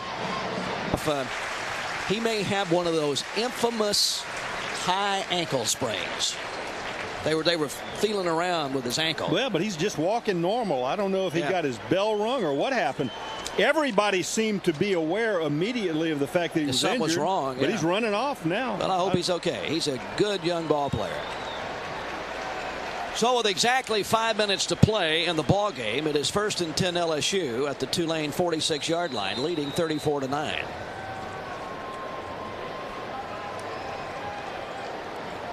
Receivers flank out on both sides. I formation, and Charles Scott has come in at running back. Perilou, play action fake, drops to throw, steps up and throws it very deep. Got a man wide open, and it was underthrown and batted away. Demetrius Byrd was wide open and about 5 yards behind the Tulane defense, and Perilou just put too much air under it.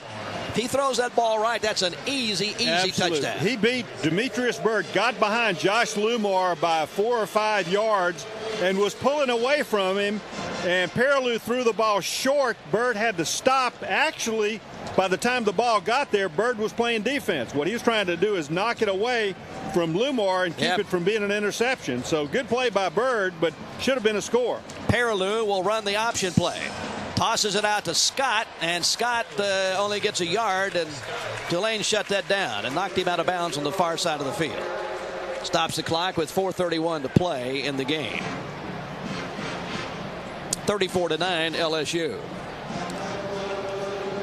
LSU's got to block the corner on that play, and Keith Zinger was not quite able to get the defensive end hooked in, and because of that, he strung it out all the way to the sideline, and Tigers picked up maybe a half a yard on the play.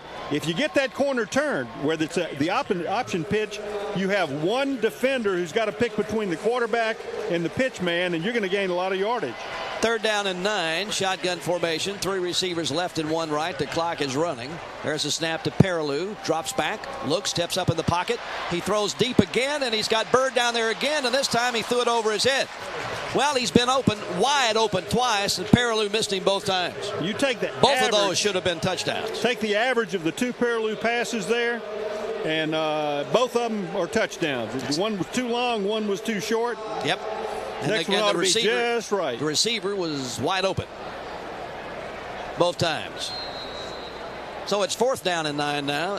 Tulane will play at Army next week, while LSU is entertaining Florida. 3:44 to go in the ball game, and Jim, I'll tell you, it is so important for quarterbacks to be able to be accurate on that pass, because you will have opportunities during most any game where, for whatever reason, the defensive back slips down, the receiver gets behind him.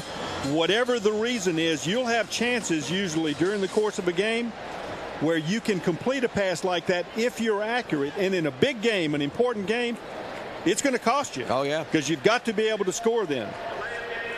Offense, 5-yard penalty. It remains 4th down. Well, LSU did that on purpose, took the delay of the game penalty so that Patrick Fisher can punt it, and his tendency is, when he's trying to hang it up in the air or kick it out of bounds, he kicks it 60 yards. So they're trying to get him back as far away from the end zone as they can.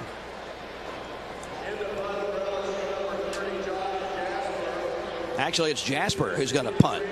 It's not Fisher. I didn't think that looked like him, and he's done that's a nice job. A nice pooch kick, hanging up and caught on a fair catch at the 10-yard line. So that's good. That was a good job. Let that freshman come in here. That's right. Do some punting. Nice he may become punt. the pooch kicker. Well, Fisher is tremendous. He hits the ball so far without question, but he's had a hard time keeping it out of the end zone, and that was a good job. Tulane 1st and 10 at their 10. 3:36 to go, 34-9 LSU. The Tigers have shut out the Green Wave 24-0 here in the second half. There's a toss, sweep headed towards the far side, and oh my goodness, not hardly getting back to the line of scrimmage on the carry is Andre Anderson. And boy, was he ever hit hard by the Tiger defense. They actually say he gained about 1.5 yards on that, maybe 2 yards. And it's second down and 8. Coming up on the 3-minute mark. Big day in Tiger Stadium and on the LSU campus next Saturday. Split back formation, receivers on both sides. I believe this is Moore still in the quarterback, and it is. And he hands the ball away, and to the 26-yard line is Anderson on the carry, and it'll bring up third down. If Florida wins, and they are favored to beat Auburn, then game day, Doug, is coming back to LSU on Saturday. It's I don't know. Surely they've been to the same place twice in 1 year before, but they don't do it very often. But they'll be back on campus. A lot of special goings on. We're going to have the XM satellite people broadcasting live from our studios. Third down and 5. Moore back to throw, does throw, incomplete. Up around the 23-yard line, he was pressured by Chad Jones of LSU, was in the direction of Anderson. So now it's fourth down, and Tulane will have to punt it away. Now, James Carville is going to, an LSU grad and your old college roommate, is going to broadcast his show from noon till 2 out of our studios on the 5th floor. So that will be very interesting, I am sure. Trendon Holiday is back for the first time to receive a punt in the ball game. And the Tulane punter standing back around the 5-yard line. He's hit a really good one. Holiday takes it in, then is hit immediately and fumbled the ball and picked it up and returns it to the 46-yard line. He got lucky. He tried to catch it in traffic. The ball was knocked loose, scored it around. Holiday picked it up.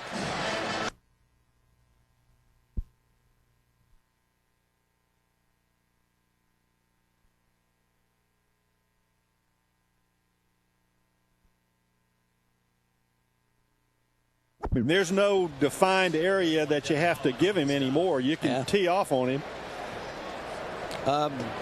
Unless you call him for a fair catch. Unless you call for a fair catch. Yeah. Perilou tosses the ball out to Charles Scott, and Scott carries it up to about the 43 as the Tigers will just try to run the clock down and get this one over with.